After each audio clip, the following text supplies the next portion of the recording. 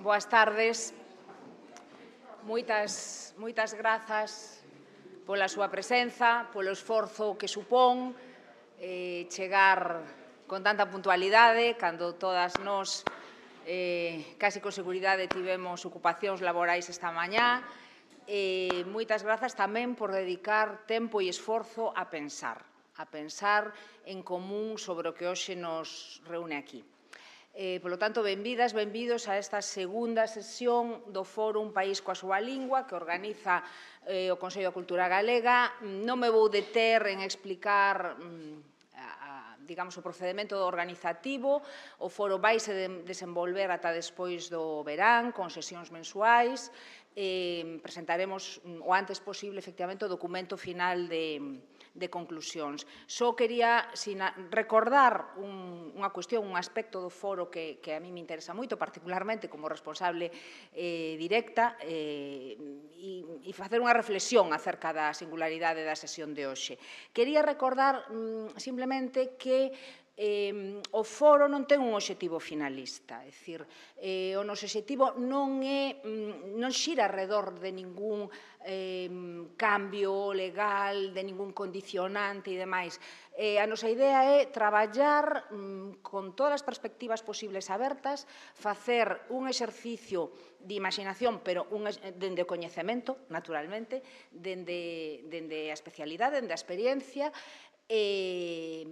para pensar un conxunto de medidas, como digo, audaces e orixinais que poidan entrar en vigor de xeito inmediato sin requeriren ningún tipo de modificación legislativa, administrativa e demais, é dicir, coa batería, coas ferramentas que temos actualmente, medidas que poidan entrar en vigor de xeito inmediato para reverter a situación que xa coñecemos, que xa foi abondo diagnosticada. Aquí estamos traballando coa convicción de que estatísticas e cifras temos xa abondas e de que agora o que toca é pensar doutro xeito.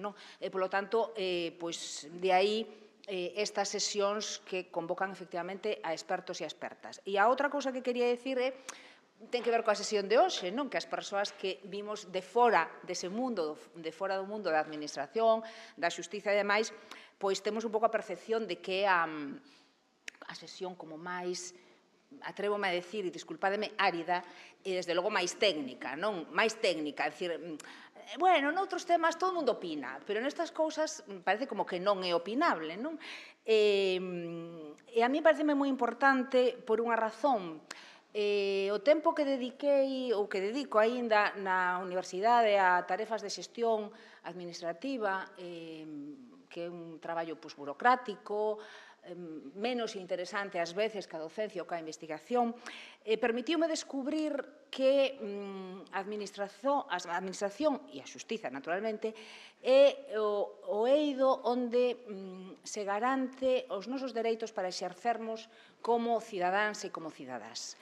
E isto é algo extraordinariamente importante do que ás veces as persoas, a cidadanía, non somos moi conscientes, tendemos a ver ás veces a burocracia e os trámites como barreiras, como atrancos, e non somos conscientes de ata que punto é un aparato, insisto, e un espazo no que estamos convidadas a exercermos plenamente como cidadáns e como cidadás. Polo tanto, simplemente quería comentar isto para comunicarles hasta que punto aquí somos conscientes da enorme importancia que ten o tema que nos reúne hoxe aquí no Consello da Cultura Galega.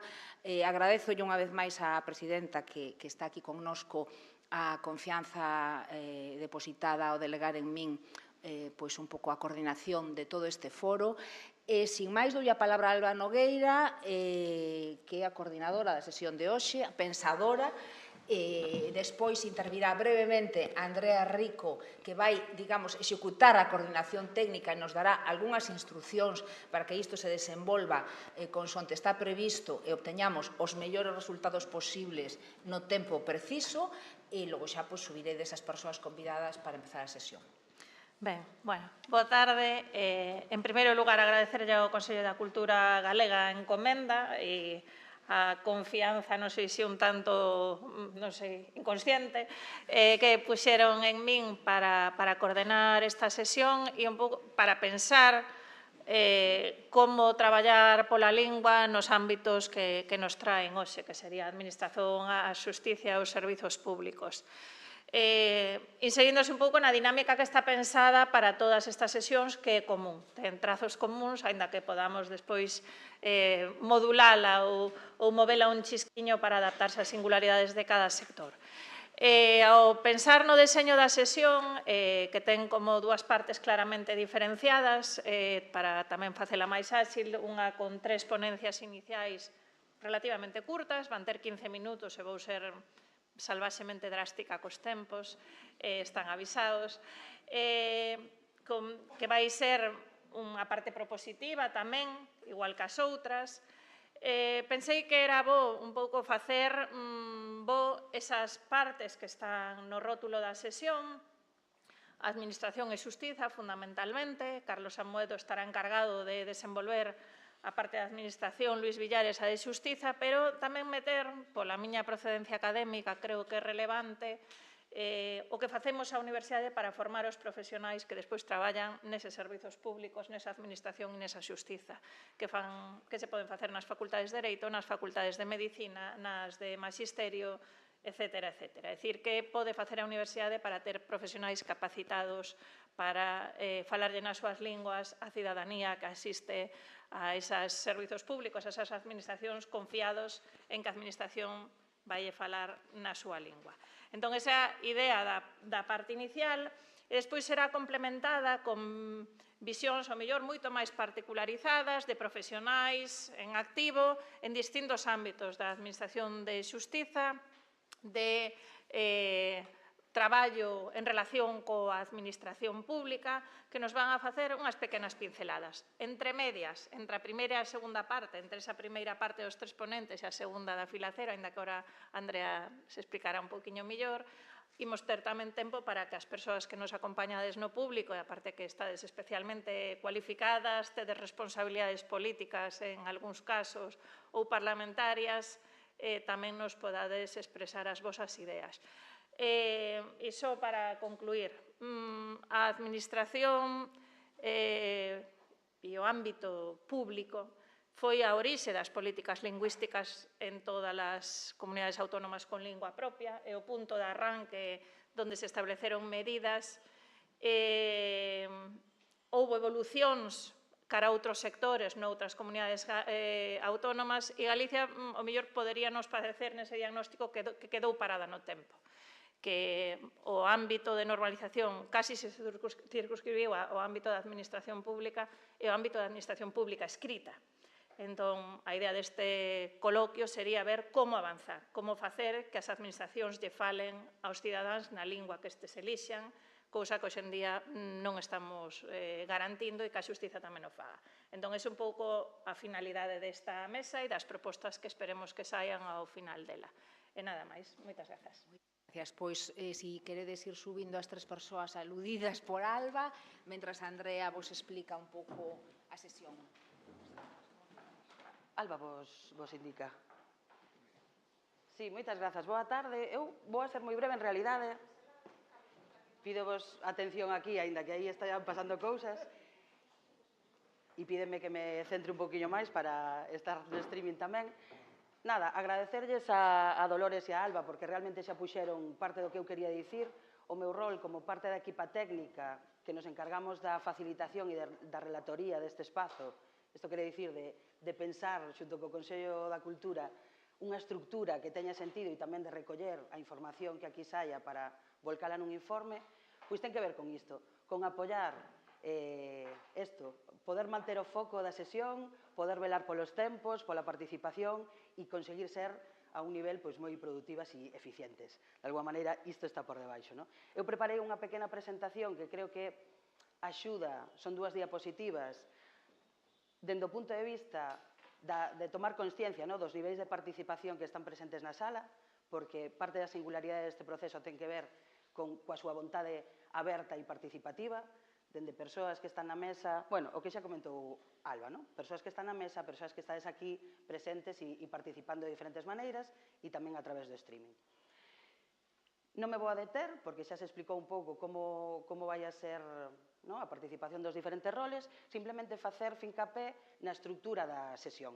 Temos 3 horas máximo por diante, se somos moi eficientes se cadra ata menos, non o sabemos, pero sí, haberá esta primeira intervención e logo unha pequena intervención para que desde o público, se hai algunha dúbida, comentario ou algo que irades traer, pois poder facelo.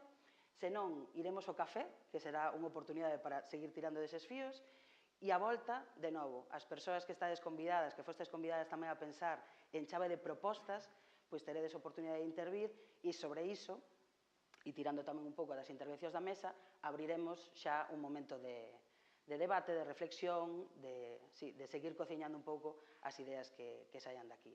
E, de novo, vou intentar acompañar para que aínda que teñamos que traer algo de reflexión, o foco estea nas propostas, nas ideas, nas propostas que traedes para avanzar neste sentido, e tamén tocarame ás veces cortar, falar dos tempos, reconducir, así que, nada, espero facelo o mellor posible. Nada máis, moitas grazas. Pois arrancamos logo. En primeiro lugar, vai tomar a palabra Carlos Amoedo Souto, que é catedrático da Universidade da Coruña, que ocupou responsabilidades de xestión tanto na Universidade de Coruña como secretario xeral, como na Consellería de Cultura, como secretario xeral da Consellería de Cultura da Xunta. Por lo tanto, coñece un pouco a administración desde as dúas perspectivas, e que está chamado aquí porque ten escrito sobre estes temas, ten reflexionado sobre eles e aparte de coñecelos por dentro. Entón, sen máis, adiante. Moitas gracias, Alba. Vou ir necesariamente rápido porque temos 15 minutos, como ademais promete que a moderación da facilitadora vai ser implacable, pois deberei un pouco ser suficientemente rápido para, sin sacrificar o necesario rigor, de falar con un pouco de propiedade diante dun foro, ademais tan cualificado como este, pois ser o suficientemente telegráfico como para dar unha idea concreta e unha idea operativa que nos poda axudar a enfocar un pouco mellor a situación na que estamos, sobre todo do punto de vista da política xurídica que cabe plantexarse neste momento de Cairós que atravesa a lingua galega, pois unha vez que, como xa sabedes, a enquisa que se fai pública do IGE en outubro de 2024, pois puxo de manifesto que efectivamente a política de normalización lingüística do actual goberno foi un éxito porque conseguiron convertir a lingua minoritaria de Galicia na lingua mayoritaria, que é o que, por desgracia, nos arroxa esa enquisa do IGE. O galego, afortunadamente, era un reservorio de falantes que era mayoritario no país, pero ese reservorio vaise reducindo por toda unha serie de circunstancias e o que eu vou tratar un pouco de expoñer aquí son dúas cousas. Por un lado, unha diagnose da situación que nos trouxe ata aquí do punto de vista xurídico e tamén, en segundo lugar, unha visión máis operativa, pero tamén realista do que podemos facer para non continuar mallando da mesma maneira nos mesmos temas, nas mesmas políticas que nos trouxeron até aquí despois de 40 anos prácticamente de andaina estatutaria e tamén da Lei de Normalización Lingüística que se aproba en 1983. Comezando, pois, polo diagnóstico crítico que teño que facer, eu creo que a caracterización necesariamente sintética da normativa legal en vigor no ámbito da normalización lingüística no noso país, pois na actualidade non pode senón calificarse como obsoleta e insuficiente. As dúas leis de cabeceira, a de normalización lingüística de 1983 e a lei de 1978 de uso do galego como lingua oficial das entidades locais, Son leis abstractas, xerais, programáticas, que efectivamente cumpriron un papel moi importante de habilitación do aspecto cooficial, do uso cooficial da nosa lingua propia nas administracións públicas autonómicas locais e recollen simbólicamente no momento fundacional da autonomía eses grandes consensos da política lingüística asentados sobre o recoñecemento dos dereitos individuais de uso da nosa lingua e, en menor medida, sobre os compromisos de normalización lingüística dunha sociedade amplamente diglósica. Se analizamos con perspectiva a formalización xurídica desta sorte de pacto postconstitucional entre liberalismo e intervencionismo lingüístico, o seu contido aparece como basicamente desequilibrado. As nosas leis de 1983 e 88 recoñecían dereitos, pero deixaban nas mans do Poder Executivo todavía por construirse unha amplísima discrecionalidade á hora de desenvolver, concretar e executar eses mandatos legais de permisión de uso cooficial e de normalización lingüística. Por así decirlo, a nosa legislación era correctamente liberal no referente ao uso individual frente ás administracións da nosa lingua propia, pero insuficiente na regulación, planificación e financiamento do intervencionismo público lingüístico destinado a compensar séculos de diglosia. Apenas no ámbito educativo se afrontou inmediatamente a tarefa de desenvolver normativamente a Lei de Normalización Lingüística mediante un decreto prácticamente coetáneo da Lei de Normalización Lingüística, o Decreto 135 do ano 1983. Outros sectores, por desgracia, ficaron sen desenvolvemento. Frente ás comunidades autónomas vasca e catalana, a nosa Lei de Normalización Lingüística entregoulle á Xunta a dirección técnica e o seguimento do proceso de normalización da lingua galega. Iso é o que di o artigo 22 da nosa Lei de Normalización Lingüística, sen prever ou regular mínimamente os contidos da planificación lingüística do proceso de normalización do galego.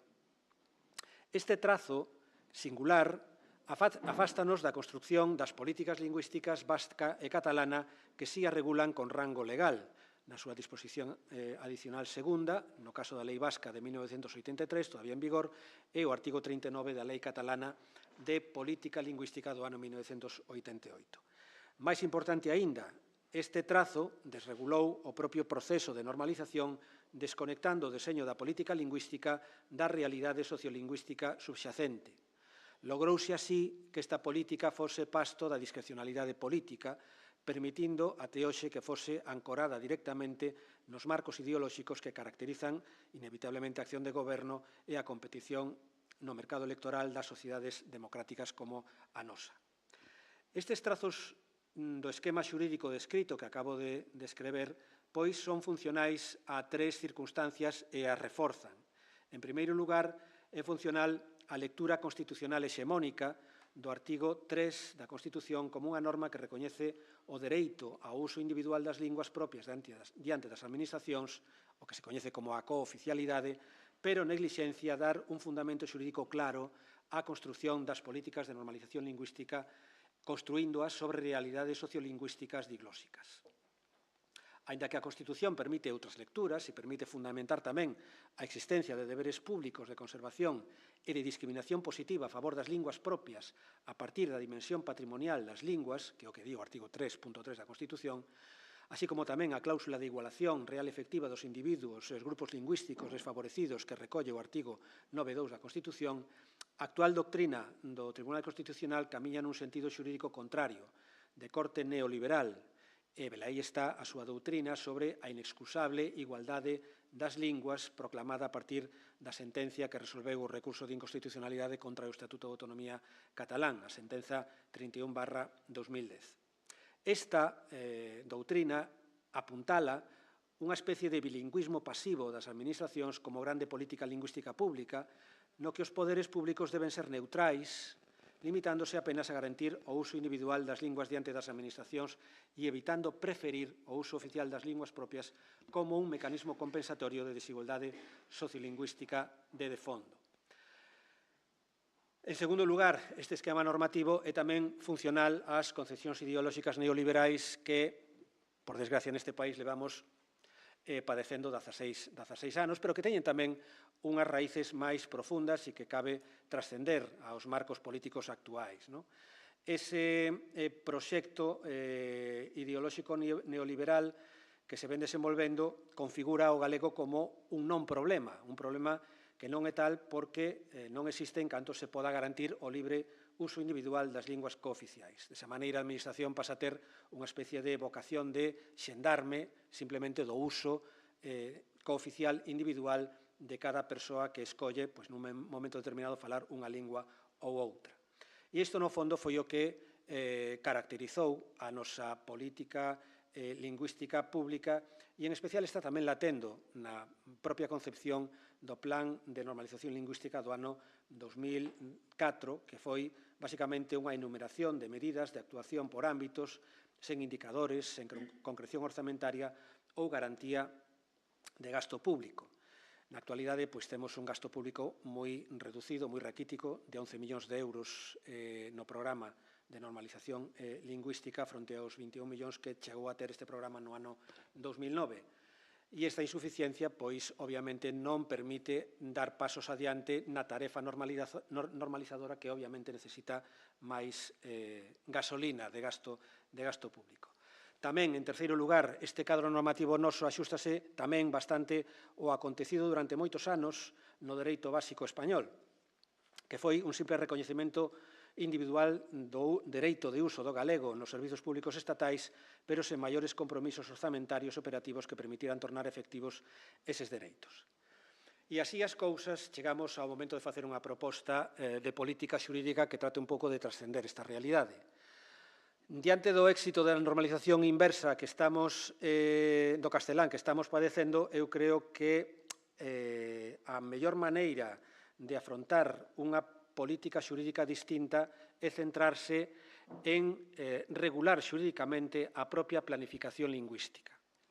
Esa é unha das eivas conxénitas que ten a Lei de Normalización Lingüística e me parece que debería ser unha proposta que, do punto de vista político, debería ter un fácil consenso transversal, tanto político como académico, que, ademais, non necesitaría de grandes reformas legais.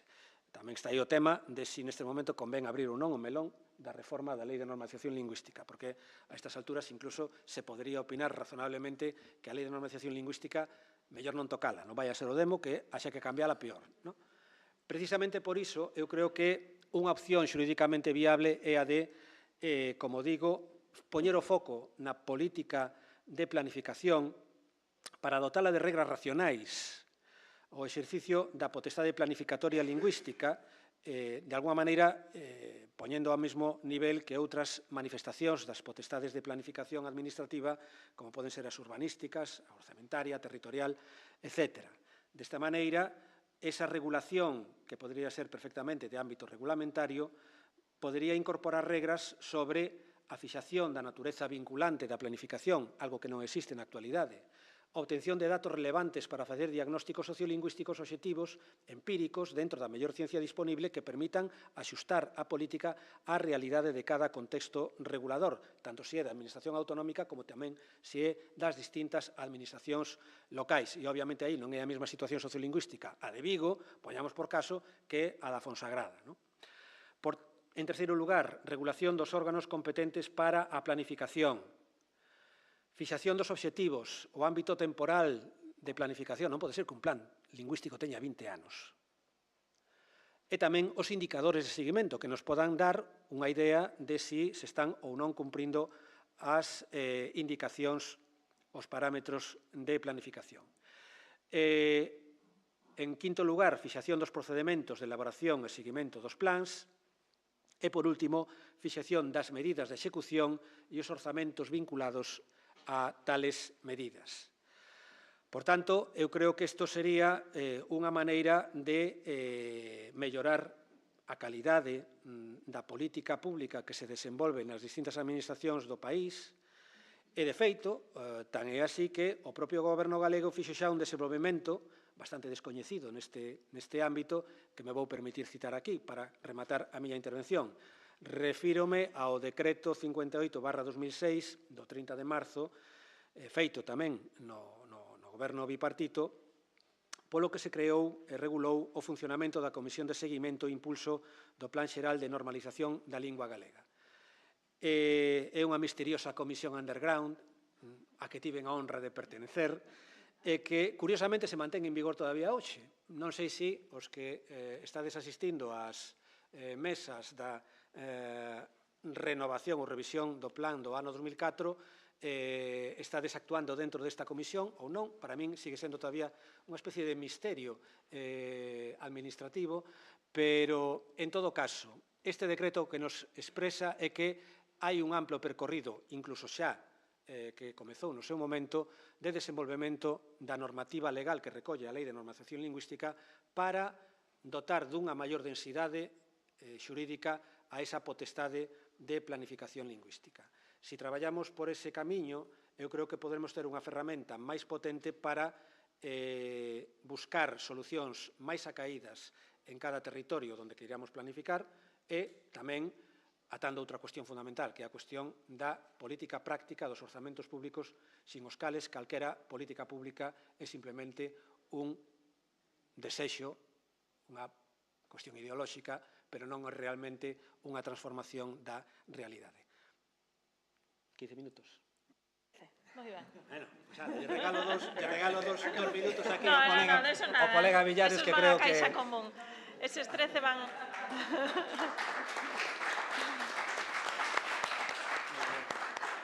Ben, os minutos van a caixa común, que non nos vai coller ningún dos outros. En segundo lugar, vai falar Luís Villares Naveira, que é magistrado do Tribunal Superior de Xustiza de Galicia,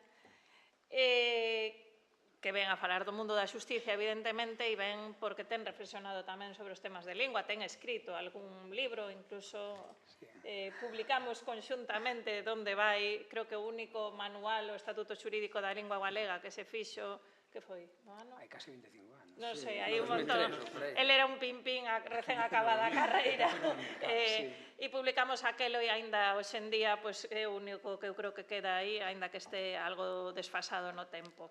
Ademais, a súa práctica militante co galego fixo que cando chegou ao seu primeiro xulgado aquí fixera un esforzo por normalizar a oficina xudicial que lle tocara en Gracia. Entón, bueno, eu creo que ten tamén esa visión de que se pode facer se se ten vontade, sobre todo se hai apoio. Entón, adiante, Luís. Moi ben, pois moitas grazas. Boa tarde, quero agradecer ao Consello da Cultura Galega o atrevemento en convidarme a que veño expoñer a miña particular visión sobre que facer ou que non se pode facer na Administración de Xustiza respecto da lingua.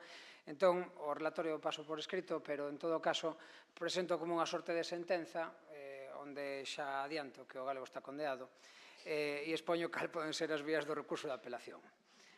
Iso sí, tendo en conta como compendiou aquela vez Sebastián Martínez Risco nos saberes populares da xustiza que tres cousas precisas vila para un pleito poder gañar. Ter razón, saber valela e máis que chaquera andar. Entonces, estes son os postulados de partida. A partir de aquí, a resolución de instancia poderíase resumir dicindo que casa de Ferreiro Coitelo de Pau, non? Porque o artigo 3 da Lei de Normalización Lingüística di os cidadáns poderán dirixirse aos xuíces e tribunais para obter a protección xudicial do dereito a empregar a súa lingua. Sin embargo, a día de hoxe, non somos quen de garantir na propia Administración de Xustiza a cooficialidade de xeito material. Non está en discusión, e agora demostrarei como, a cooficialidade formal, pero sí a cooficialidade material, é dicir, a posibilidade de dispensar materialmente o tratamento na lingua galega con normalidade na Administración de Xustiza. E, polo tanto, o mundo ao revés, non? E como o mundo ao revés, a miña sentencia de instancia ten que empezar pola parte dispositiva, non? Vamos facer a sentenza tamén ao revés. E entón a parte dispositiva é que a lingua galega está condenada a extinción na Administración de Xustiza. Ese é o meu veredicto a día de hoxe. E digo máis, a execución da condena faise mediante o sistema de asfixia, é dicir, non é unha execución rápida, senón que é unha execución progresiva, non?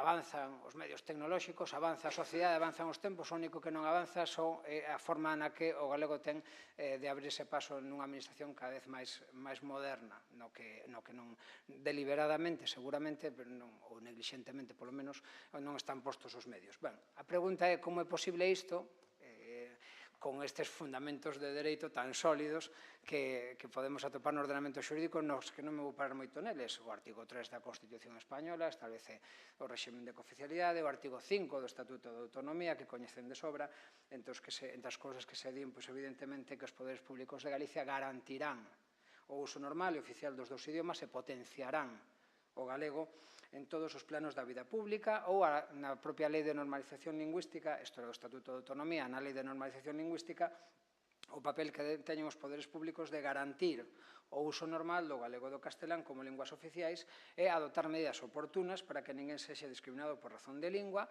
e tamén a posibilidade de dirixirse, polo tanto, a Administración de Xustiza na tutela dos seus dereitos. Incluso un mandato específico, a marxen de calquera outra promoción pública, no artigo 7.2, que se recoñece o dereito, en todo caso, a parte o interesado terá dereito a que se entero notifique as resolucións na lingua galega. A maiores desto teríamos tamén a Carta Europea das Linguas Regionais e Minoritarias, no seu artigo 9, a Lei Orgánica do Poder Xudicial no artigo 231 e no 404 bis, etc. Vamos a ver, de dereito vamos sobradas e vamos sobrados. Entón, se podría dicir, temos dereito, sen dúbida. Pero, cales son os antecedentes de feito, por seguir construindo a resolución ao revés? Os antecedentes de feito son estes. Segundo os datos do CENDOG, o Centro de Documentación Xudicial, extraídos onte, consultados onte 19 de marzo, nos últimos 5 anos foron ditadas en Galicia 110.163 resolucións de carácter relevante. Non están todas, pero están as máis relevantes, o que inclúe todas as sentenzas e autos de interés editados en órganos colexiados, así como diversas resolucións notorias de órganos unipersonais, aínda que mostra menos relevante. Dese total, 105.984 foron ditadas en castelán e 4.179 en galego, é dicir, o 96,2% das resolucións foron ditadas en castelán e o 3,79% das resolucións foron ditadas en galego. Se escollemos exclusivamente as resolucións relevantes dos órganos unipersoais, as proporcións son semellantes, 95,85% en castelán e o 4,14% en galego. Esta é a situación. Hai 15 anos, naquele libro morado que se chamaba Libro Branco da Xustiza, se incluíra un dato semellante, que tamén tuvera a oportunidade de redactar, e a media era o mesmo, 3,5%, co cal, desde o 2008 ata o 2025, a porcentaxe de uso escrito reflectido no CENDOG non variou ao longo destes máis de 15 anos. As pedras no camiño, como antecedentes tamén de feito, son innumerables. Non existen aplicacións informáticas que permitan a ningún dos operadores xurídicos tramitar correctamente e íntegramente os procedementos en lingua galega. Non solamente a aplicación Minerva para a oficina judicial, sino tampouco existe na oficina fiscal, nin no Imerga, etc. Existen servicios lingüísticos de traducción que fan unha labor meritoria, aínda que sen capacidade para traducir de forma instantánea ou sin retrasos significativos documentación que para o caso concreto se poda requerir un procedimento. Non existe base de datos de dereito consolidado estatal ou comunitario en galego, non existen tampouco no eido da Administración de Xustiza unidades de normalización ou de dinamización lingüística, tampouco existen nos xulgados e tribunais de forma sistemática sinaléctica que informe acerca dos dereitos lingüísticos da cidadanía nas súas relacións coa Administración, nin existe formación específica en materia de dereitos lingüísticos para os operadores xurídicos, ni se teñen realizado nunca campañas transversais de promoción do uso do galego na Administración de Xustiza. Ben, claro, esta é a sentenza. Estes son os antecedentes, logo fundamentación e, a pesar deso, o fallo. Cabe apelación ante este diagnóstico, ante este veredicto. Bueno, pois vamos alá, non? Eu creo que, en primeiro lugar, é necesario precisar o marco da crítica a esta sentenza e é comezar por entender que reverter a situación implica comprender a diferencia entre igualdade formal e igualdade material. Non se discute a igualdade formal, por lo menos nos aspectos esenciais. Eu renuncio nesta ponencia a pedir un cambio de marco normativo, pero sí a entrar nas cuestións materias concretas, que foi tamén o que se me pediu. Aínda que cabe melloras no eido normativo, todas as propostas que eu vai a facer agora parten dunha consideración de que o marco normativo en realidad é suficiente. Para facer fronte ao que necesitamos facer fronte de forma inmediata é suficiente. Por lo tanto, renuncio a propoñer reformas nese sentido. E, en segundo lugar, a transmitir e a compartir con vós que, na miña opinión, non existen por parte dos operadores xurídico-públicos ningunha reticencia en particular ao uso do galego. Non hai nada en contra. Vou dicir así claramente. Creo e quero pensar que non hai nada en contra. O que hai é unha inercia histórica, unha insuficiencia de medios e unha situación de diglosia que, desde logo, impiden que se dean pasos que serían non solamente importantes cuantitativamente, sino tamén cualitativamente. tendo estas dúas premisas no frontispicio, a partir de aí entendo que o fallo atópase nas políticas públicas que desenvolven axeitadamente as competencias atribuídas constitucional e estatutariamente a quen ten que garantir materialmente a oficialidade lingüística. Motivos de apelación. Cales son as bases para ese recoñecemento da garantía material desa cooficialidade lingüística? Eu creo que hai dúas dimensións. O aseguramento dos medios e a superación dos medos. Son as dúas. O do aseguramento dos medios me referirei despois, é a parte fácil, é a parte incluso con menos requerimento económico, ainda que podas necesitalo. E a superación dos medos, permitideme este pequeno excurso, é a superación necesariamente tamén no ámbito da xustiza da diglosia lingüística, que se manifesta de forma especialmente intensa na Administración de Xustiza, pero que é unha presente, é unha constante en todos os espacios de poder no noso país. Como fenómeno sociolóxico que é, require de parte da cidadanía a convicción de que a lingua galega vale como a castelá para o desenvolvemento no tráfico xurídico. Particularmente, non falo por ninguén máis que por min, como desexo, eu non pretendo que ningunha soa persoa que non fala galego habitualmente fale galego na Administración de Xustiza. A renglón seguido, o que quero, o que me gustaría, é que ninguén que fale galego teña que apearse da súa lingua na Administración de Xustiza. Eu con eso me daría por satisfeito. Para que isto suceda, en todo caso, a cidadanía ten que ter a convicción da equivalencia de prestixio entre linguas, a seguridade no manexo de todas as destrezas xurídicas e a sensación de que o exercicio do seu dereito a manexarse en galego de forma activa ou ben a ser atendido en galego de forma pasiva non lle vai carrexar consecuencias negativas nin dilación no procedemento. Tamén axudaría, desde logo, que os operadores xurídico-públicos, é dicir, o funcionariado e os membros do Poder Judicial, asumisen que no exercicio do seu cargo a posición relevante a nivel lingüístico a ten a cidadanía, non o servidor público. Eu non vou á administración como traballador público a exercer a miña liberdade lingüística, non. Vou a garantir a liberdade lingüística do cidadán.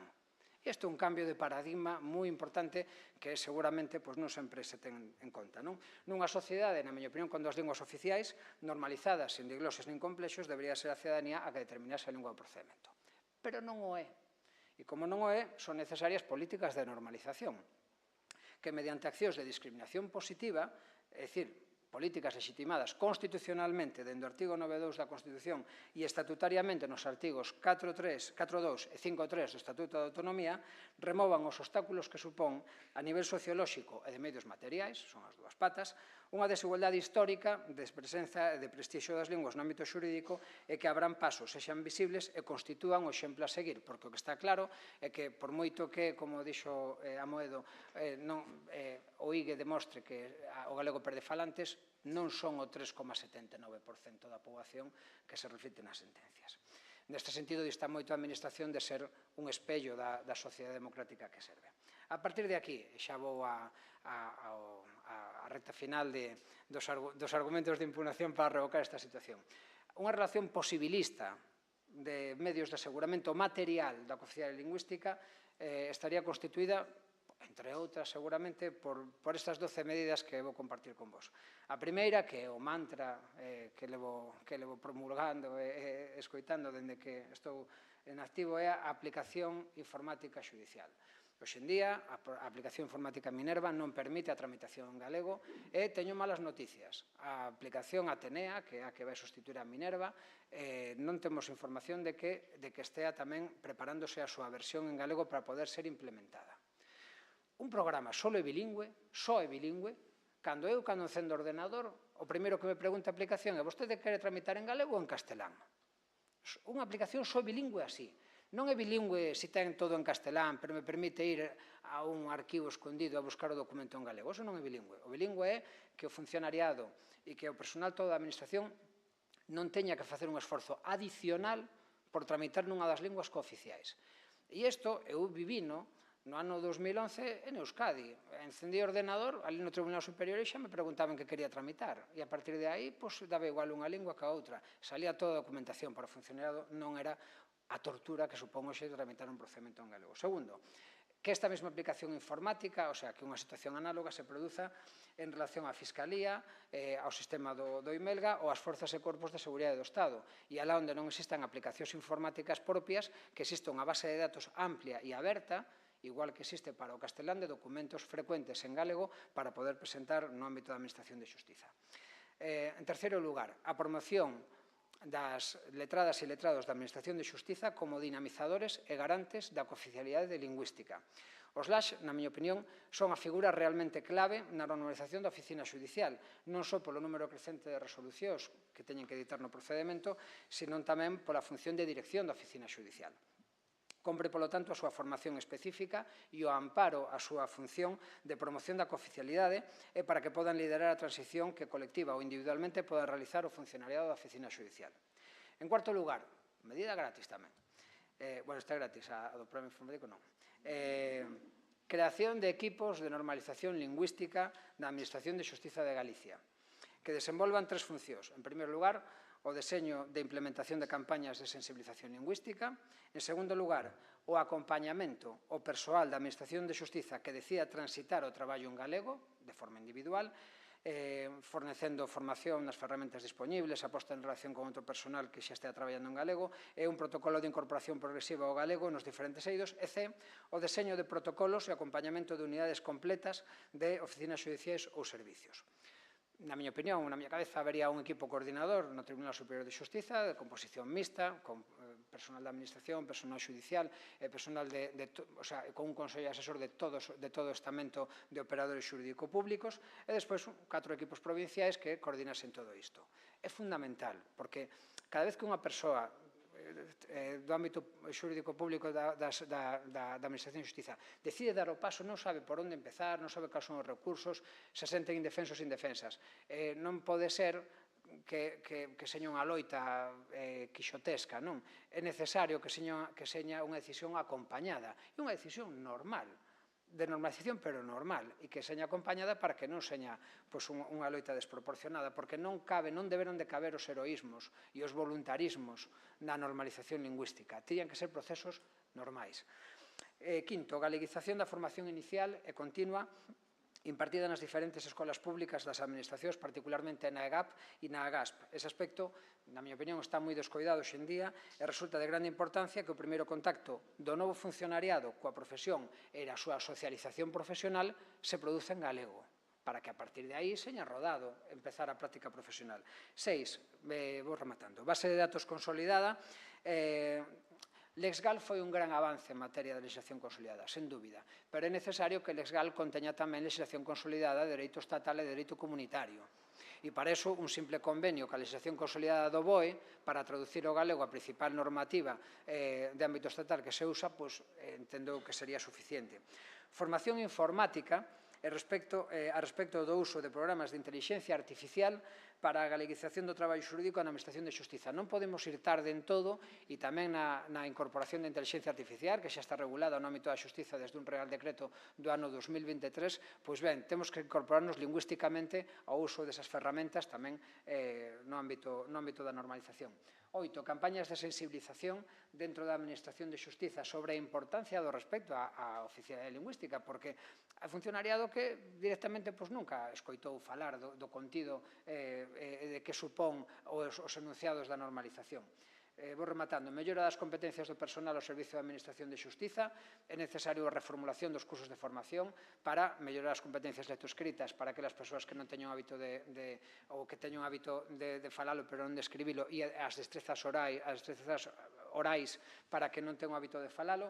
10. A promoción da produción e distribución en aberto de doutrina e investigación xurídica en lingua galega, empregando soportes existentes na REGAP ou as revistas das Facultades de Dereito e demais ciencias xurídicas.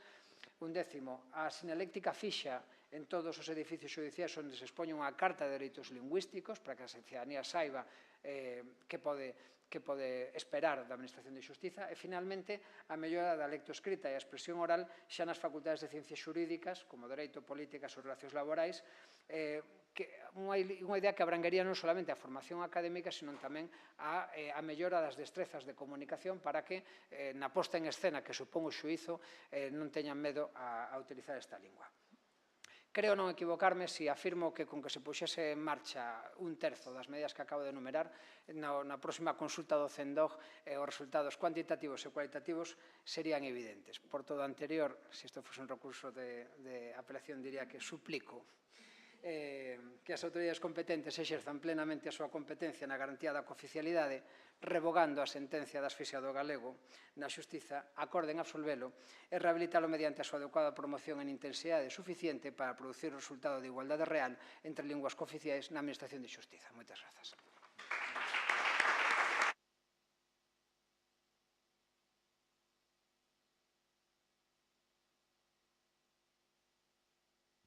Continuamos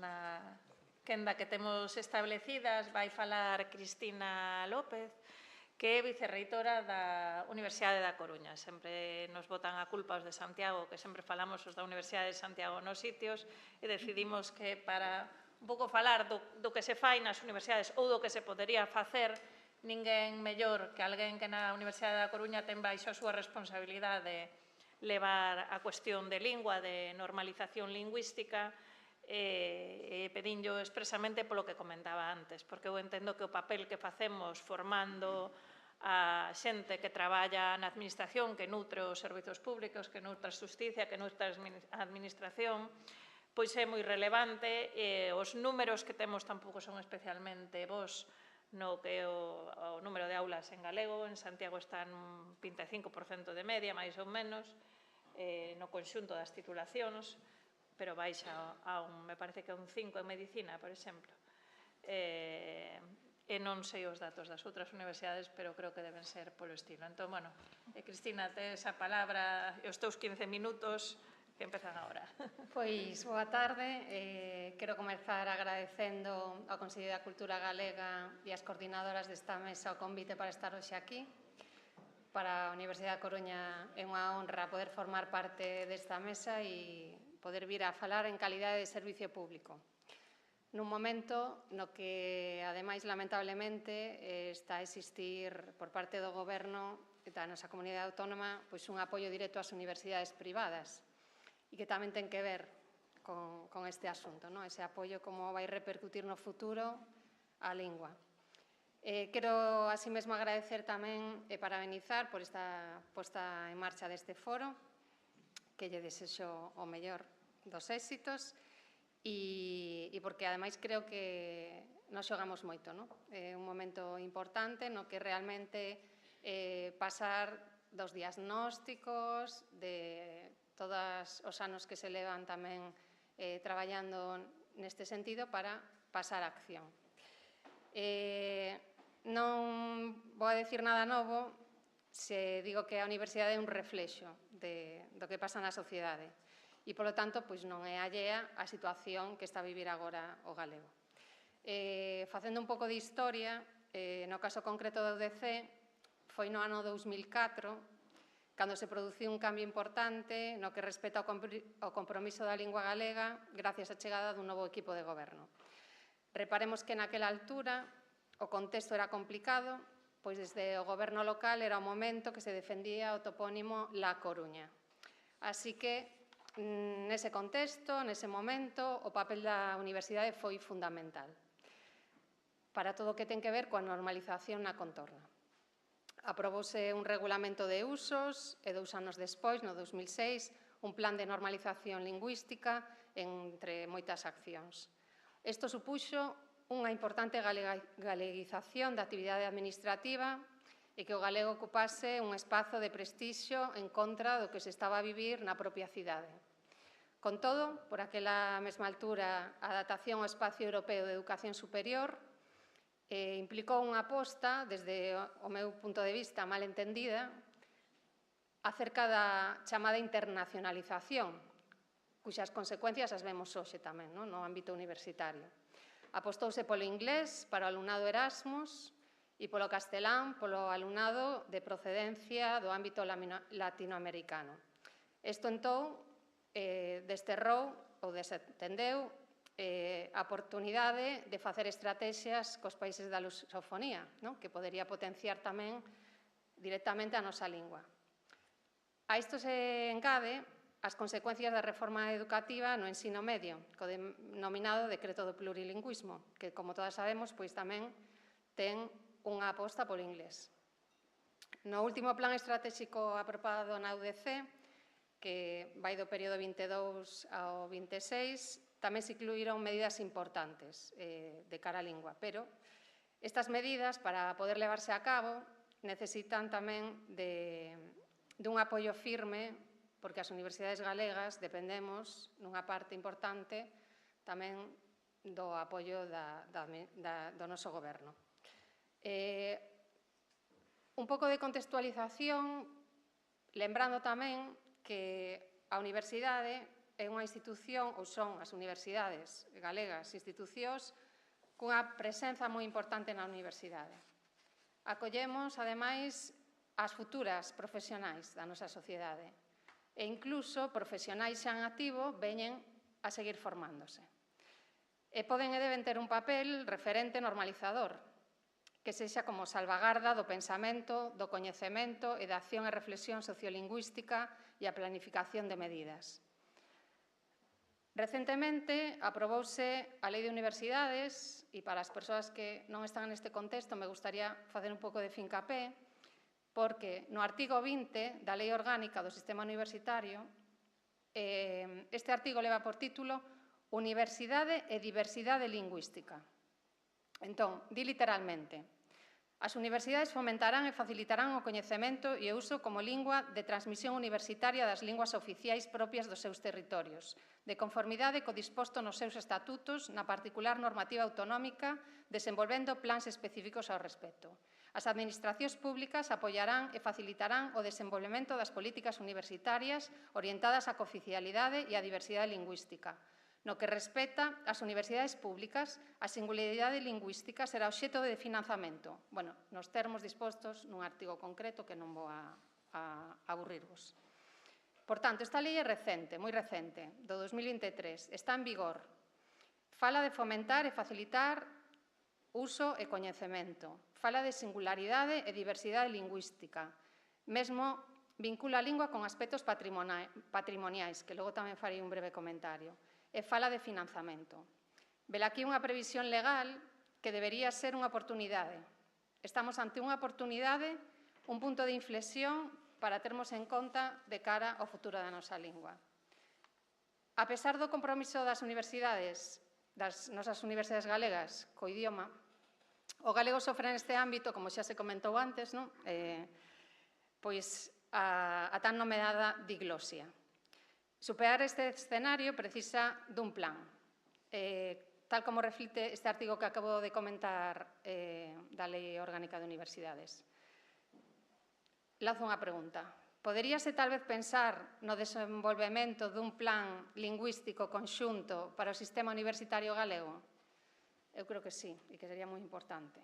As universidades temos diagnosticados os puntos fortes e puntos fleves nos distintos ámbitos da educación superior. Xa temos moitos estudios. Tamén se levan realizando desde hai tempo moitas accións nestes mesmos servicios de normalización lingüística. Temos desde hai moitos anos os servicios traballando moito e con moitas accións diversas. A veces non se ve tanto fora da universidade, igual non se coñece tanto que se fai, pero os resultados son importantes e hai profesionais de alta talla traballando aí. Desde o ano 2009 está constituída a Comisión Interuniversitaria de Política Lingüística, na que tamén están presentes as 3 universidades públicas galegas. E a acción máis recente e significativa, diría eu, consistiu na implantación de graus en galego vinculados ou pertencentes ao ámbito da educación. Nun principio contábase con apoio económico da Xunta de Galicia e logo ese apoio desapareceu. Entón, a veces dá a sensación que novamente os apoios van para o inglés e non para a nosa lingua.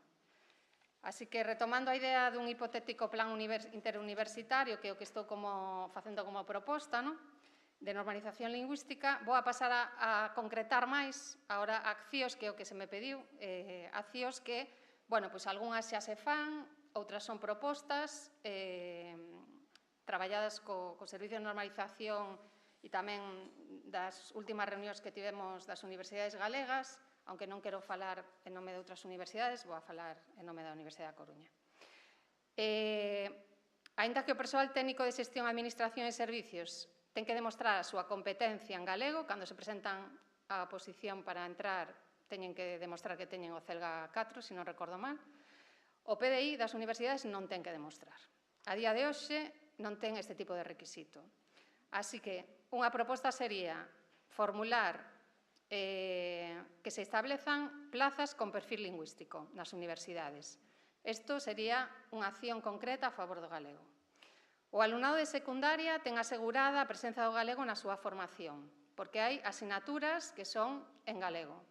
Cando chegas á universidade, nós non aseguramos isto. Ti pode ser galego falante, como se decía antes, e non aseguras que a universidade, cando te recibe no teu grao, vayas a recibir este idioma, non? Tamén o teu dereito lingüístico non se asegura.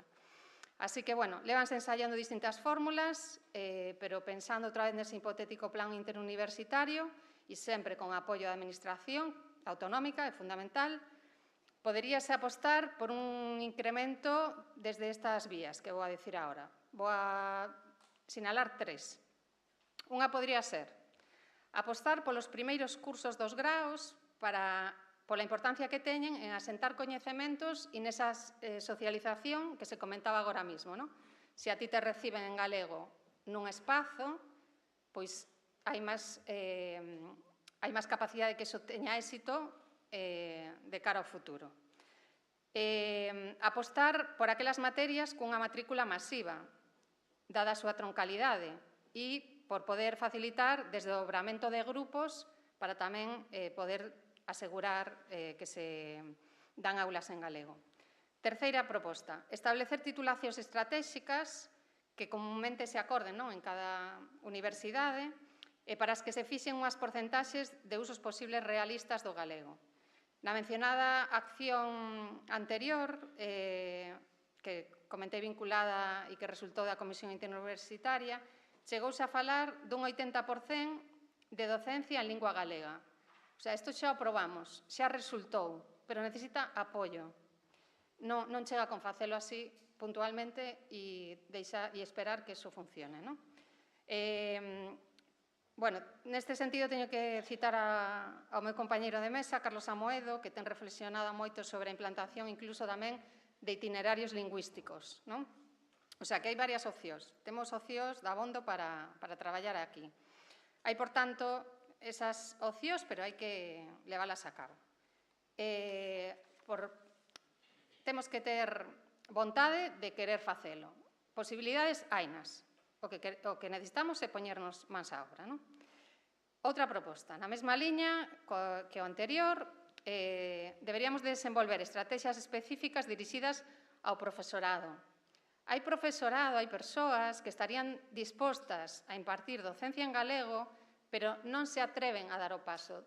Non foron educadas nas súas casas co galego como lingua mai e sinten que cometen erros, ademais en espacios de excelencia como é a universidade, que todos temos unha autoexixencia elevadísima, pois costache dar o paso a outra lingua se non tes un acompañamento. Así que a proposta sería acompañar a profesorado, darlle ese apoio para poder cambiar ou transitar dunha lingua a outra. E realmente, tamén a renovación obrigada dos cadros de persoal docente, resultado dos procesos de xubilación, tamén pode ser unha oportunidade para as novas xeracións que chegan, pero necesitan dun acompañamento, de alguén, de un plan que este aí traballando a favor da lingua galega. Programas de apoio tamén para elaborar materiais didácticos de libre acceso e incremento da edición e difusión de bibliografía técnica en lingua galega. Aunque nos poida parecer desde fora que se publica moito en galego, logo a realidade non é tanta, porque como as linguas que se utilizan a veces a nivel académico están moi presente o inglés, pois a veces iso fai que teñamos menos en galego. A internacionalización, como dixen antes, é unha oportunidade para visibilizar a lingua galega, non para agochala e deixar de usala. De feito, as políticas europeas sabedes que van nesta liña, e antes se falou deso, e debo mencionar brevemente a Alianza Emerge, que ademais aquí hai persoas que apostaron moito por este proxecto, e é un proxecto que se está comenzando a rodar na Universidade da Coruña, con universidades situadas en rexións periféricas de Europa, Bretaña francesa, Irlanda, Grecia, Chipre, entre outras, hasta 9, e un dos seus piares é a diversidade cultural e o multilingüismo. Entón, do caso, faise perentorio un plan de acollida ao alumnado tamén de fora de Galicia, que todos os anos chega ás aulas universitarias e, como dicía antes, a veces algunhas destas iniciativas xa se están a facer. Outra idea é que a propia Xunta de Galicia podería establecer nas bolsas que convoca para vir a estudiar a Universidade Galega a obriga de realizar un curso en lingua galega, para que non se den situacións tan peculiares como que te subvencionamos para vir a estudiar a Galicia e ti protestas porque as aulas son en galego, que queres que chas den en castelán. Entón, me parece algo básico, non? Concienciar xa cando das unha bolsa con cartos públicos desde Galicia a alguén que ven de fora. Programas sobre experiencias pilotos de inmersión lingüística para profesorado e alumnado co fin de mellorar e reforzar a expresión oral. Os estudios demostran que cando alguén empeza necesita sentirse seguro, con autoestima, e a mellor maneira é nos usos orais, non? A gramática sempre causa moita frustración, pois traballar moito desde aí tamén. Sabemos que o inglés, xa o dixen, é unha lingua internacional moi presente na ciencia, mas non é menos certo que logo a difusión a temos que facer nos idiomas que fala a xente que nos rodea. E ten moito máis impacto cando facemos difusión en lingua galega que cando publicamos en inglés para un contexto moito máis académico. Por tanto, debese reforzar e estender os proxectos específicos de divulgación científica en lingua galega. E a este respecto, teño que citar o excelente traballo dunha das coordinadoras deste foro, que non é porque este aquí Alba Nogueira, pero eu, revisando materiais desde que levo o Servicio de Normalización Lingüística, consultei esta publicación, que se non lembro mal de memoria, é de 2013, e digo, cantas cousas había aquí xa que ainda nos serven, non? O sea, vou ler unha cousa, por exemplo, un dos ítems, non? Establecer como indicador no plan de financiamento a mellora na presenza do galego na docencia de grao e mestrado. No plano individual, os complementos autonómicos ligados á actividade docente deberían establecer unha componente específica en relación co uso do galego na docencia e a participación en actividades de normalización dos materiais ou a calidade da lingua na docencia. Hai moito tempo que moita xente estivo traballando nestes temas, non? E que hai incluso cuestións que nos siguen servindo para o día de hoxe. Así que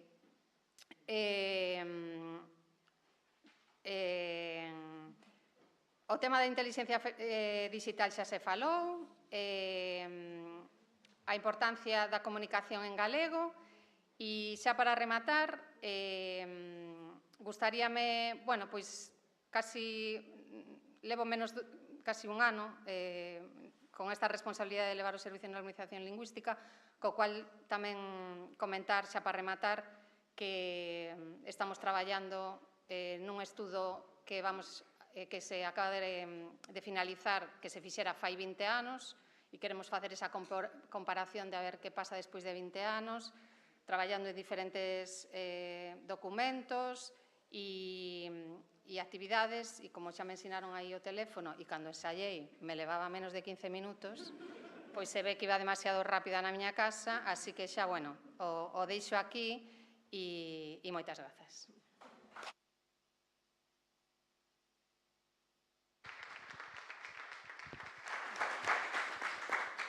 Non sei, Alba, se queres completar, pechar de alguma maneira. Non, para nada. Eu, como a idea era un pouco ter a ida e a volta, antes de facer a pausa a café e darlle despois da pausa a café con ánimos renovados a Fila Cero a palabra, temos un chisquiño de tempo, non sei que sería. Son como 10 minutos, unha cousa moi breve, simplemente por non marchar. Si hai algunha intervención, si eu diría como gracias pola concreción e a disciplina e por abrir o tema, e dende aquí, pois isto, si esta intervención xerou algunha dúbida, algunha conexión mental ou algo que, algunha inspiración, algo que queirades compartir, agora sería o momento. Si non, iríamos a pausa e logo teríamos máis oportunidade. Entón, o que fago moitas veces é ver cantas persoas tedes agora como impulso ou a gana de compartir algo xa, e vexo un par, unha, dúas, non sei se máis. Podemos ver despois desta apertura. Despois da segunda quenda tamén vai a volver turno do público. Sí, é simplemente para tomar así un pouco de medida. Eu, unha pregunta como profana a Carlos Amoedo. Poderías, Carlos, por favor, explicar, porque a mí non me quedou claro, a que te referías exactamente cando dixeches que Galicia na concreción da política lingüística se diferenciou do que se fixo en Euskadi e en Cataluña, dixeches textualmente, porque en Galicia se lle entregou a Xunta como a planificación. Digamos, podes explicar isto técnicamente, que quere decir? Mais alá do valor metafórico que pode ter a afirmación, que entendo que non, que estás pensando nunha articulación concreta que a min como profana se me escapa. Sí, é o tema de que cando se fai unha lei de normalización lingüística, normalmente un dos contidos necesarios é, de alguma maneira, acompañar o proceso de normalización que unha lei de normalización lingüística implica. E para acompañar eses procesos de normalización, como indiquei, as leis vasca e catalana o que fan é regulalo con máis densidade xurídica. É dicir, a propia lei incorpora unha serie de criterios de como debe ser esa planificación das políticas lingüísticas e como se debe facer o seguimento, cales son os actores que deben estar implicados nesa planificación e tal. E frente a esas regulacións legais das leis catalana e vasca, na nosa lei non hai realmente ningún criterio que lle dé a corpo a esa finalidade planificadora, a esa ferramenta de planificación.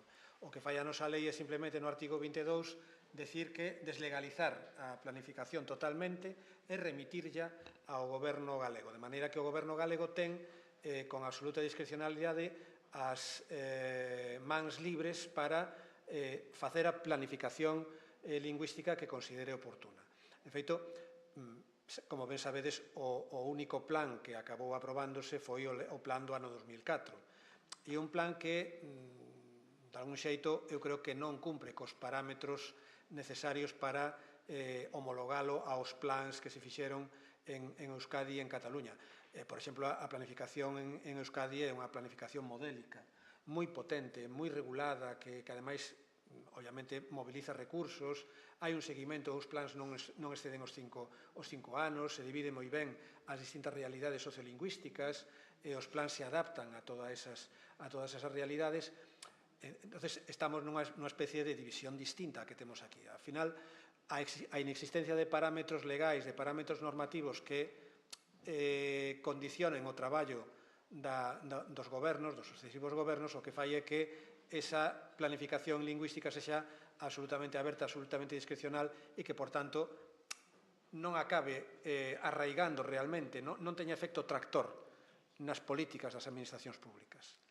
Que sean documentos máis programáticos, que recollan unha serie de campos onde hai que facer, onde hai que tal, pero, de alguma maneira, eso non é realmente unha boa planificación tal e como hoxe, ademais, a esas alturas de andaina do dereito público democrático, a técnica planificadora avanzou moitísimo en moitos campos de acción pública e todos estamos de acordo en que é unha técnica perfectamente homologable a outras técnicas como poden ser a potestade regulamentaria ou outro tipo de técnicas de transformación da realidade. Un pouco, eu creo, para complementar o que di Carlos, a ninguén se lle escapa, e el puxo antes o exemplo.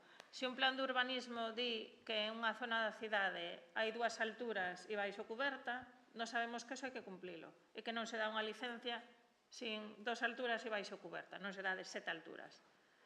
Pero se o plan di que hai que ter un 50% das aulas en galego e nada máis, non ten ningunha traducción xurídica, para empezar. Por que se publica o decreto do bipartito co plan como anexo? Coa parte do plan de educación como anexo, para darlle validez xurídica. Para facer vinculante o que era simplemente un desideratum.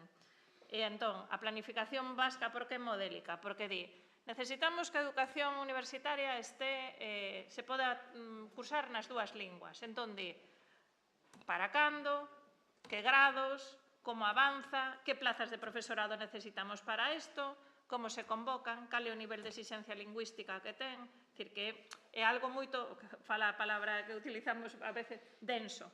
É algo máis denso e que ten un carácter normativo e vinculante. E aquí non é así, a planificación lingüística. E que te permite, ademais, articular moito mellor todas as políticas públicas que tes ao teu dispor. Pois, por exemplo, a política de contratación pública, se pos nos pregos de condicións, pois que o concesionario ou o contratista teña que utilizar a lingua galega, que teña que dar atención ao cliente ou ao cidadán en lingua galega, ou que en día a política de contratación di tamén a política de subvencións que teña cada administración, en fin, todo o que constitúe o dereito administrativo. E desa maneira a planificación te permite integrar todas esas visións e proxectalas a un medio prazo de unha maneira que sea sólida, que non sea simplemente un canutillo con medidas. Hai aquí outra intervención. Boa tarde, moitas grazas por esta idea e por todas as intervencións. Creo que é digno de admirar, sobre todo, o señor Suiz, porque polo seu labor no territorio, polo que vemos bastante hostil, ou os datos así o demostran, os datos objetivos.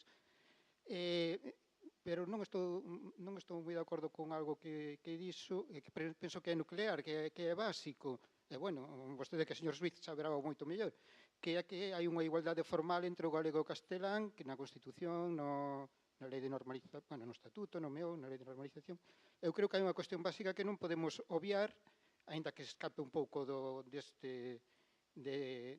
que temos aquí de medidas concretas ou de propostas concretas. A cuestión nuclear é que hai unha obriga segundo a Constitución, de coñecelo o castelán, mais non o galego. A parte do modelo de que o castelán en todo o territorio e as outras linguas cooficiais non, etc., hai unha obriga legal, unha obriga constitucional de que todos os españois e españolas coñezan o castelán e non así as outras linguas. Mais que ser linguas cooficiais, eu chamaría as linguas suboficiais. E penso que iso que non o podemos obviar e que non o podemos ignorar en ninguna cuestión destas que cando tratamos, que ten que ser algo nuclear básico. Moitas grazas. Sí, eu non dixen que o Estado legislativo fose perfecto, só dixen que no meu relatorio renunciaba a pedir cambios normativos. Entonces, o que expuxen tamén é que co sistema normativo que temos, sin necesidade de ningún cambio, dá para moita transformación na materialidade, moita transformación no que é a capacitación do uso real e a efectividade da oficialidade real, non formal, sino real. O debate sobre se ten que haber ou non o deber de coñecer o galego é distinto, poderíamos abrilo, pero preferí non facelo porque se nos pedía concreción en medidas que estuvesen dentro do máis razonable. Sí, porque reformar o artículo...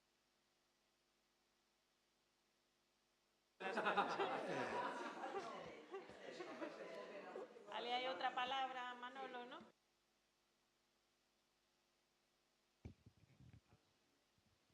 Sí, bueno, en primeiro lugar quero darlles os parabéns aos tres relatores, porque creo que cada un no seu ámbito expuxeron ideas casi todas moi aproveitables e desde logo que xa me gustaría a min que se levaran a cabo na próxima renovación do Plan Xeral de Normalización Lingüística. Con respecto ao que dicía agora Añón,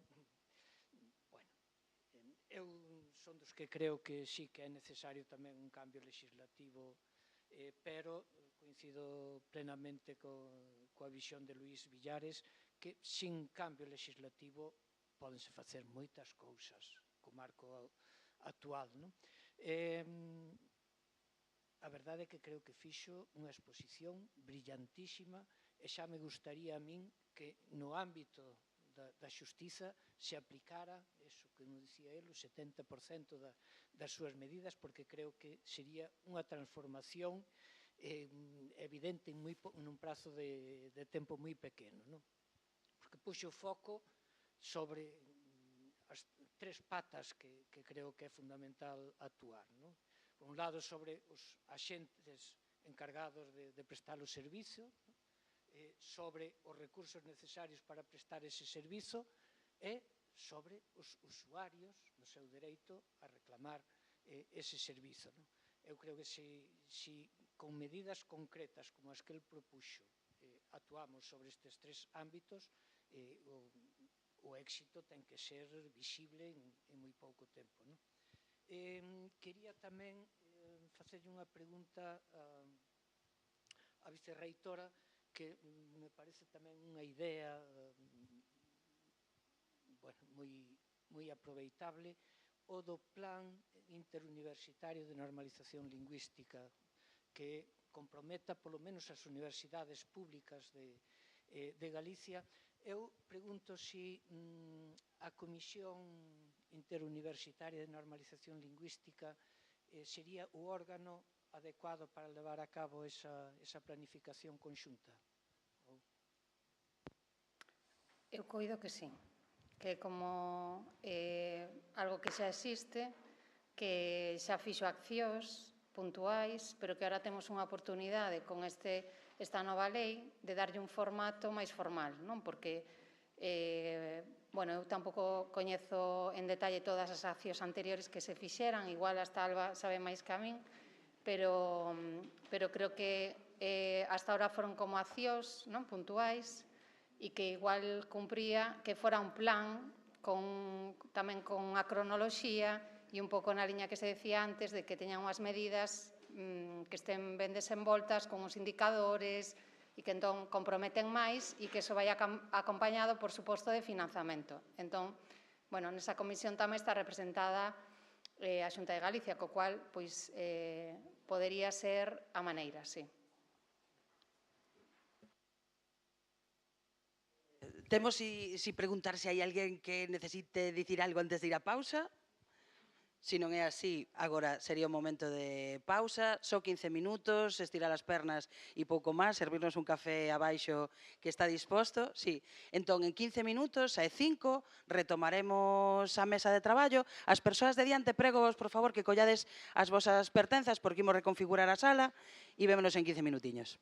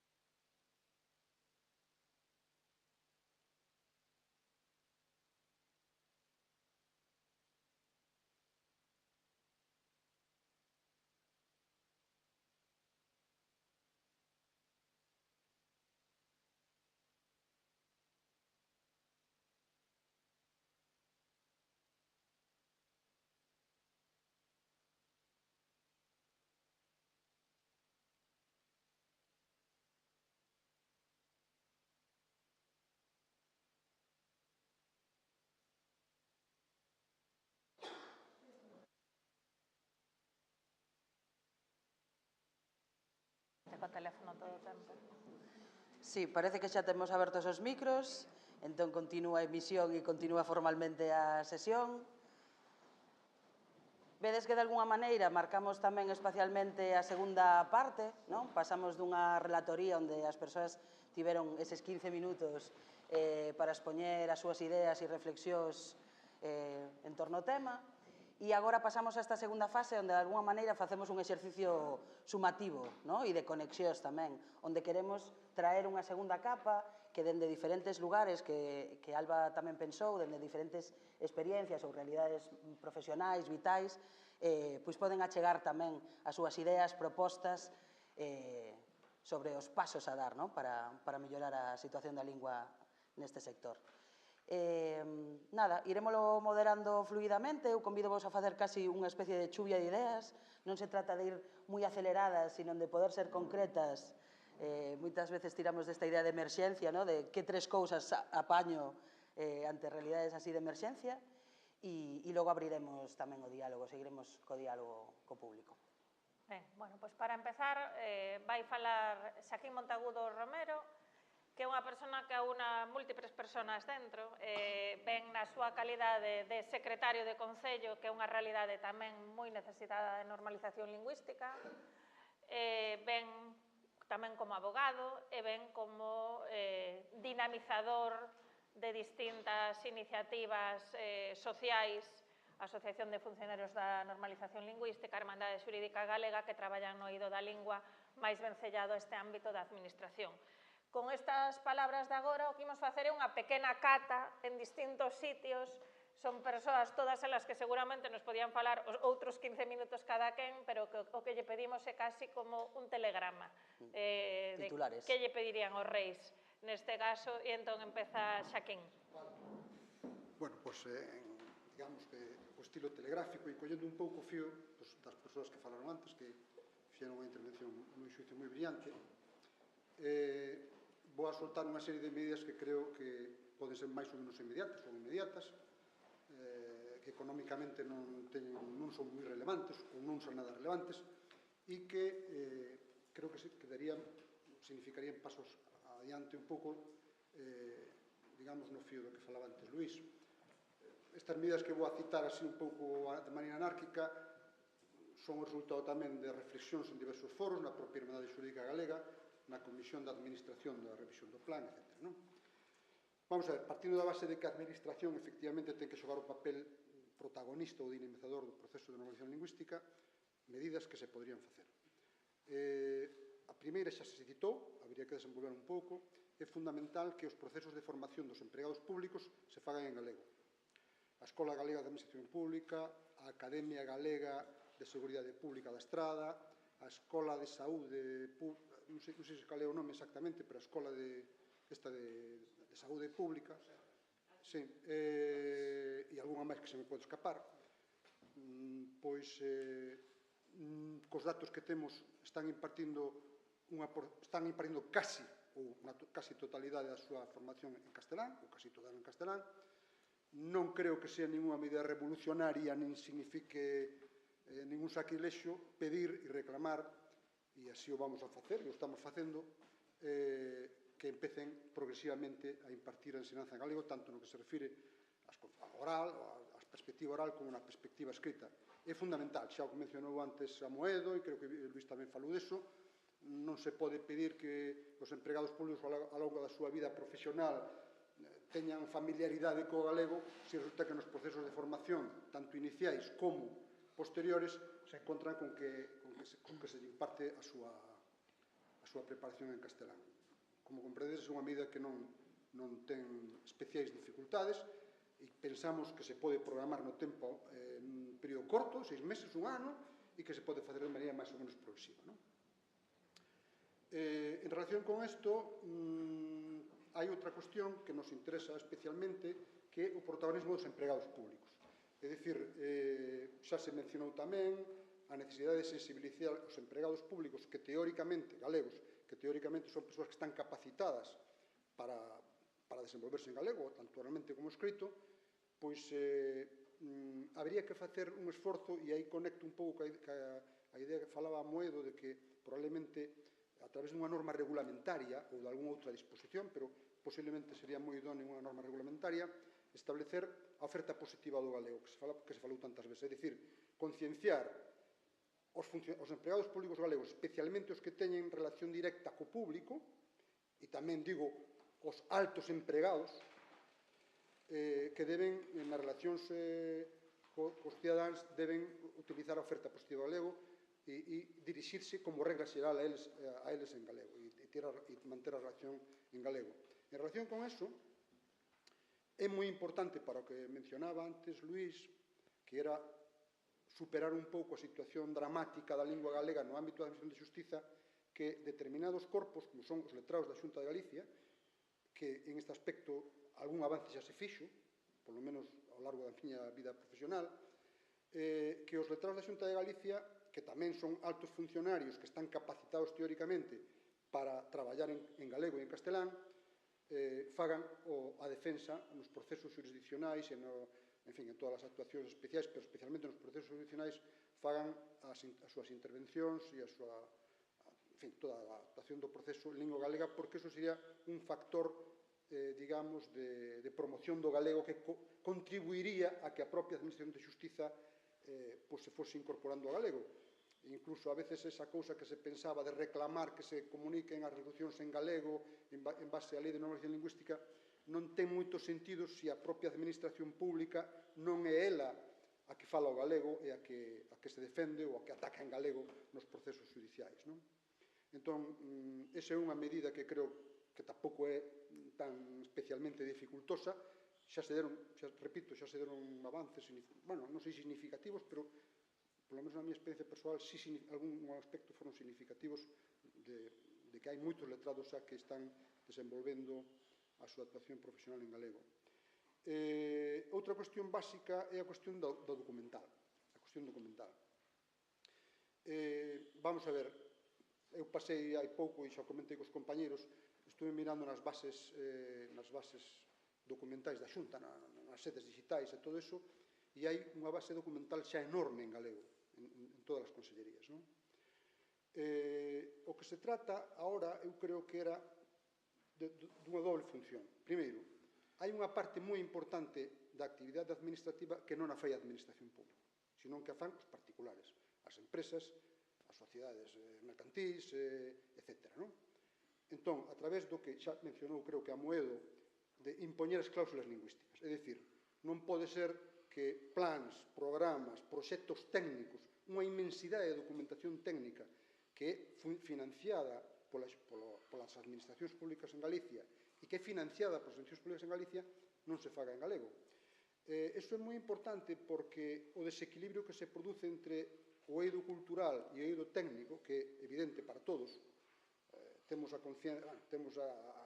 carga esa de que o gallego é para a literatura, pero non é para as cuestións técnicas ou xurídicas, evidentemente sería un paso decisivo e evidentemente facilísimo de dar, sin prexuicio de que se impoña incluso a través de algún tipo de norma regulamentaria, que todos os contratos, as concesións administrativas, os servicios públicos todos universais, que de alguma maneira necesitan unha autorización ou están vinculados ou financiados polas administracións públicas, se lle impoña a necesidade de que a documentación e as relacións orais e todo eso se faga en galego. Hai outro aspecto, e non me quero pasar os 5 minutos, que é importante, e xa me refiro á administración local. Así como a documentación da Xunta de Galicia hai moitísima en galego, na administración local, como sabedes, hai un problema que é a dispersión, a heteroxeneidade. É dicir, nos concellos de Galicia, que son 300 e pico, dentro da multiplicidade de clases que hai, encontrase co problema de que non dispoñen dun caudal documental básico común. Eso provoca problemas co galego tamén. Entón, aí eu creo que a administración autonómica tampouco sería tan complicado, a través da EGAP ou a través da Dirección de Administración Local, debería ir fornecendo ao conxunto das corporacións locais unha base documental, sabes, esencial, en lingua galega, que permitise, facilitase que os expedientes administrativos posteriormente se fixesen en galego. E xa para acabar, porque non quero pasar os 5 minutos, hai outra cuestión moi rechamante e pouco sangrante, que son as notarías. Vale? Calquera que teña experiencia nas notarías en Galicia hoxe, pois sufre un pequeno, calvario un pouco exagerado, pero é unha experiencia decepcionante. Entón, un pouco conectando co que falaban os ponentes de antes, o traballo notarial creo que basicamente é un traballo de formularios informáticos. Aparte de que moitos notarios de Galicia son galegos. Entón, eu penso que unha da medida que se debe facer e que temos que loitar por ela é que a Xunta de Galicia chega a un convenio co Colexio Notario de Galicia.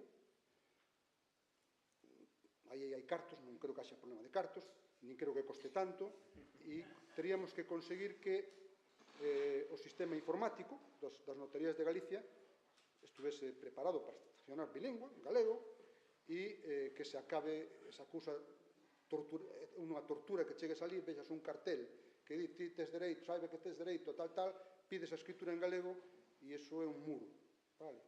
Entón, non me quero estender máis, pero creo que apuntei algunhas cousas relevantes. Moi ben. Moitas grazas. Imos seguir no ámbito da Administración con Alberto Souto. Alberto Souto é conselleiro do Consello Consultivo de Galicia, tamén foi abogado noutra vida anterior, e noutra vida anterior foi secretario xeral dunha consellería. Entón, ten tamén varias persoas nunha, e nesa triloxía nos vai falar tamén aquí. Pois moi ben, moi boa tarde. En primeiro lugar, parabenizar pola organización destas xornadas e tamén agradecer que se me invitara a aportar algunha proposta en positivo e, ademais, a adoptar a corto prazo. Se adianto que, como xa se lanzaron varias que van no mesmo sentido, igual me reitero en algunha, porque eu, basicamente, coincido coas exposicións dos ponentes e tamén coas propostas que acaba de comentar Xaquín. Eu creo que unha das cuestións que moita xente que se acerca á Administración de Xustiza non só os xulgados, sino tamén, como se decía, notarías, as xestorías, tamén a ámbitos da Administración como Facenda, persoas que son galego-falantes e que de repente entran nunha burbulla que non se están cómodos porque realmente ali aprecian certas dificultades para expresarse, para relacionarse en galego. Eu creo que ante esta situación de partida o que habería que intentar que facer é unha campaña realmente masiva, con cartelería e tal, que podería ser algo así como o teu dereito na túa lingua. Eso, obviamente, teria que financiarse con fondos públicos e debería facilitarse que todas as persoas que chegan a unha dependencia de xustiza, de facenda, puderan ver ali un cartel e se sentiran que en esas institucións hai unha amabilidade para ser atendido en galego e para poder desenvolver despois toda a tramitación e a xestión que teñen que facer en galego. Eu creo que iso é moi importante porque o que se comentaba antes non é só intentar que todas as persoas se relacionen en galego, sino polo menos que as persoas que se desenvolven habitualmente en galego poidan tamén facer a súa vida en galego cando se dirixen a unha administración de xustiza, a Facenda, a un concello, a calquer tipo de institución pública. A outra cuestión que tamén é moi relevante para min, aquí o magistrado Luís Villares non deu boas noticias, é que na administración de xustiza a presencia é residual. É unha cuestión que calquera persoa que inicie un procedimento judicial, se esa persoa ou o seu profesional o inicia en galego, de repente, a partir de aí, toda a produción empeza a ser en castelán. Incluso un simple formulario de admisión a trámite da demanda, que é o mesmo formulario, cambiando de xurisdicción, pero moi parecido en un caso e en outro, e son repetidos, que únicamente hai que cambiar os datos persoais, pois resulta que é moi difícil que haxe un xulgado que o forneza en galego. Aí, claro, topamos coa informática, pero que, efectivamente, hai unha aplicación informática que, polo que di as persoas que están dentro dos xulgados, impide producir eso en galego. Eu creo que eso é moi importante que as aplicacións informáticas se actualicen urxentemente para asegurar o emprego da lingua galega nos procedimentos xudiciais, polo menos a solicitude dunha das partes. Isto xa era unha recomendación que estaba recollida no informe de expertos do Comité de Ministros do Consello de Europa, adotadas en decembro de 2019, e eu creo que desde aquela apenas foi implementada. E aí hai unha diferenza moi importante entre a documentación que xera, por exemplo, a Administración galega, moitos concellos tamén, ainda que hai diferenzas, como se comentaba, e, sobre todo, a Administración de Xustiza. Por iso, aí, o lóxico sería que no investimento que está facendo, incluso pola Xunta de Galicia, para a adaptación de Minerva e a transformación a novas aplicacións, houvese unha garantía de maior penetración e difusión da lingua galega en todas as tramitacións procesuais. E a última cuestión que me iba a referir é, unha que xa citou tamén por último lugar Xaquín, que a outra pata donde moita xente desenvolve unha vida xurídica pois é nas notarías. Eu recordaba que o último formulario notarial que hai era aquel libriño do notario Victoriano Gutiérrez Aller, de hai 25 anos, e que ese libro, que estaba patrocinado pola Real Academia Galega, pero tiña tamén unha incidencia limitada porque servía para que as persoas puidésemos traducir os documentos e facerlle o traballo á notaría. Eu creo que o asunto que aquí habería que facer é que, efectivamente, a Xunta puxese recursos económicos e que houbera unha aplicación para que, ao chegar á notaría, vostede en que quere a escritura? En lingua galega ou en lingua castelá? En galego, pois ao momento, claro, hoxe en día moita xente se retrae de facer documentos e escrituras en galego porque ao momento a contestación é, sí, pois entón tes que tardar uns días máis, se vai a demorar. Entón eu creo que esa sí que me parece unha medida que sería fundamental porque hai moita xente que ten moita relación coas notarías, incluso en aspectos íntimos que é importante que puideran tamén documentarse. Moitas grazas.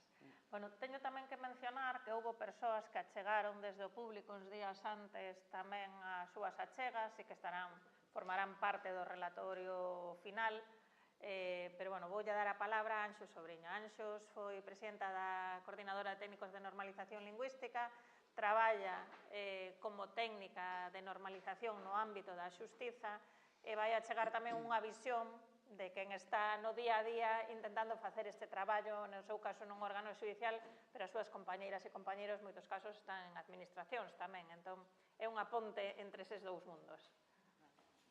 Non sei se escoitase. Ben, moitas grazas.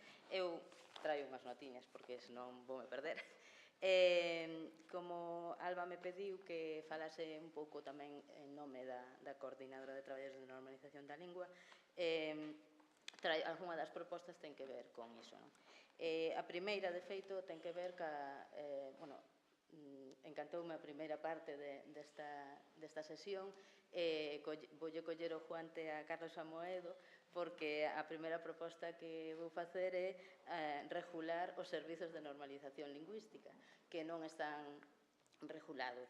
Os servizos de normalización lingüística son os departamentos técnicos que asesoran as administracións principalmente na súa política lingüística e na actualidade non están regulados. E desa maneira, se se conseguisen regular, poderíase posiblemente mellorar bastante o seu labor. Entón, a proposta é regulalos por decreto, como tamén hai outros, decreto ou outra forma xurídica, como tamén hai outros departamentos que están regulados.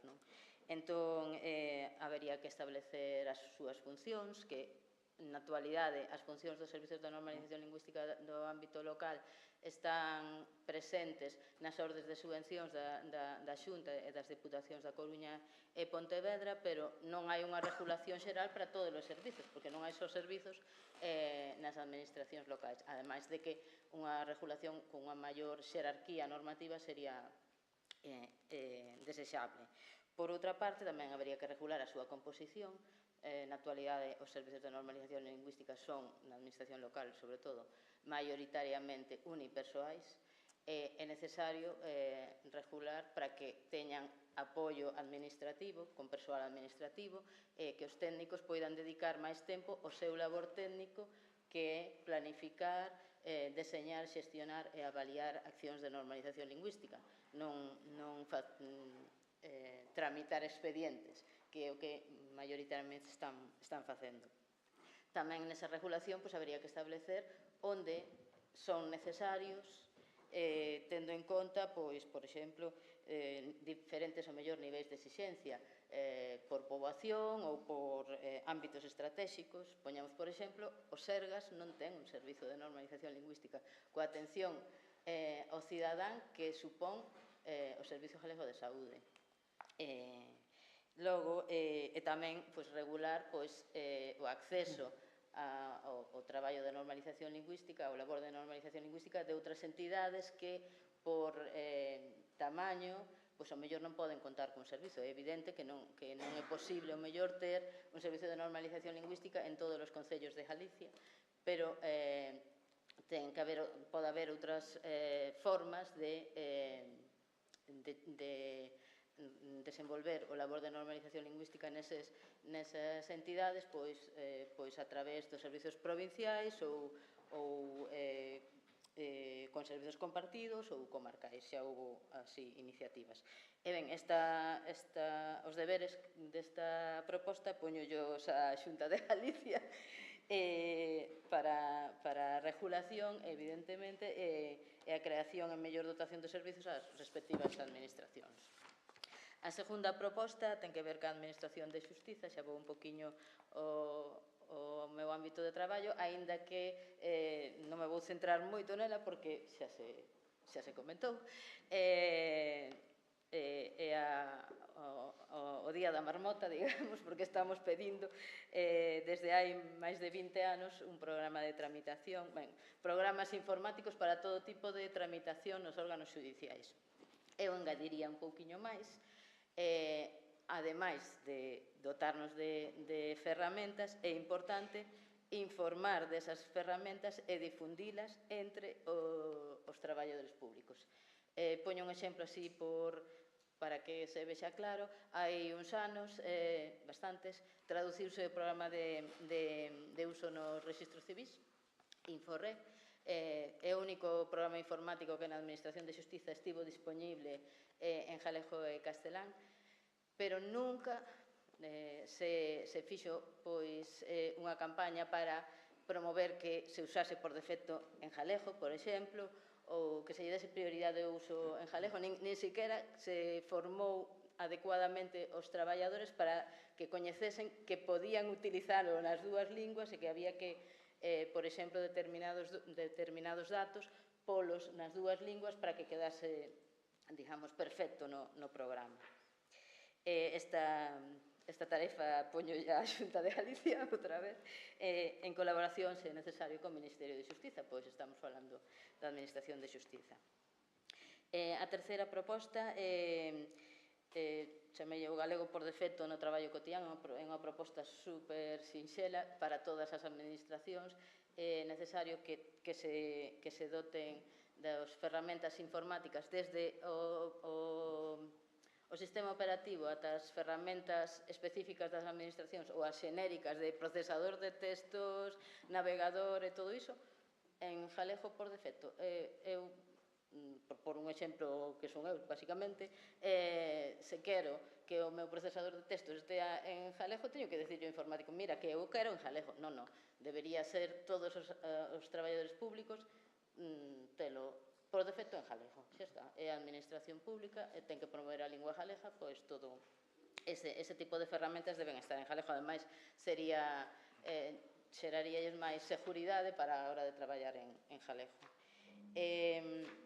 A proposta cuarta xa é un poquinho máis ambiciosa, aínda que sí que xa se comentou un poquinho aquí, é necesario que os traballadores públicos teñan formación en dereitos lingüísticos e no seu papel como axentes normalizadores, sobre todo no trato cos administrados. Entón, si é necesario que os traballadores públicos coñezan cal é o seu papel e que se saben realmente por que é importante, por exemplo, o que comentou Xaquín, a oferta positiva, se saben realmente por que é importante que se teñen que dirixir o cidadán en galego e que teñen que manterse en galego e teñen as ferramentas para manterse en galego e os argumentos para manterse en galego, van a poder exercer ese labor con máis, moito mellor, digamos.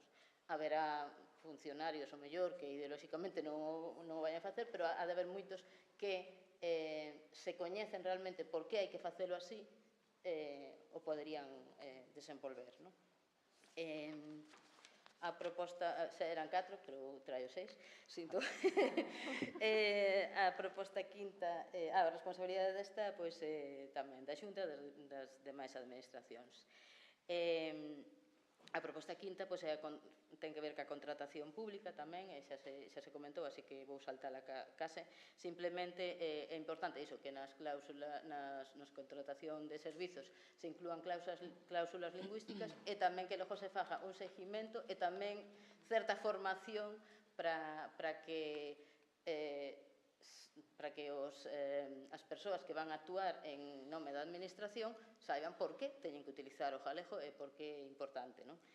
E por último, a última proposta ten que ver xa ca administración estatal, en realidade, é a regulación desde a administración do Estado para respetar e apoiar o proceso de normalización lingüística nas comunidades con outras linguas.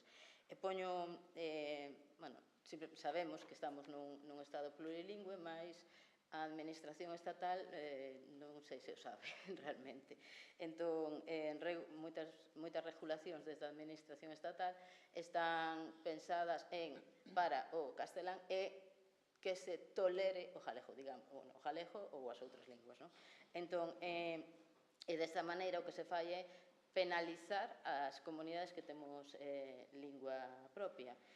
Poño exemplo, xa se falou neste foro, non neste foro, pero digamos nos encontros para a normalización lingüística da base de datos nacional de subvencións, que desde que existe, pois cambiou totalmente a maneira de traballar da administración local principalmente, que é onde máis se nota, porque é necesario enviar toda a documentación en castelán. Podes enviala tamén en galego, dinche, vale, moi ben, pero tes que enviala en castelán. Entón, iso obriga, quer dicir, había ao mellor xa unha inercia creada, aínda que con moitas eivas posiblemente, do traballo en galego, da tramitación en galego nas administracións locais, e con esta base de datos, pois o que se fixo foi retroceder. Entón, é importante que desde a Administración do Estado, os deberes son para a Administración do Estado, se regule como un Estado plurilingüe. Entón, sempre hai que ter en conta todas as linguas e non penalizar precisamente o traballo de promoción da lingua que se fai desde a nosa comunidade. Nada máis, gracias. Moi ben, moitas gracias, Anxo. E agora vai Héctor. Héctor López de Castro, que é abogado da CIGA, pero tamén unha persona que ten escrito sobre temas de lingua e se ten preocupado moito por estes temas e ven aquí a darnos a ponte para pasar despois a xente que está no ámbito da xustiza propiamente, digamos, nas oficinas e de magistrados. Adiante. Pois, boa tarde, gracias polo convite. Eu vou falar do punto de vista dos que entran pola porta, non dos que están no edificio sempre, non? Entón, desde ese punto de vista, vou tratar de centrarme no que me pediron e no tempo, pero, bueno, se me paso, cortádeme, que os abogados estamos afeitos, Mando cho magistrado a cortar. Estamos afeitos a que nos manden calar. Vale, quería dar 3 ideas concretas e unha un pouco máis abstracta que poden axudar, na miña opinión, a que os xulgados e os tribunais non sexan un lugar tan hostil ou tan pouco amable como son actualmente para o galego.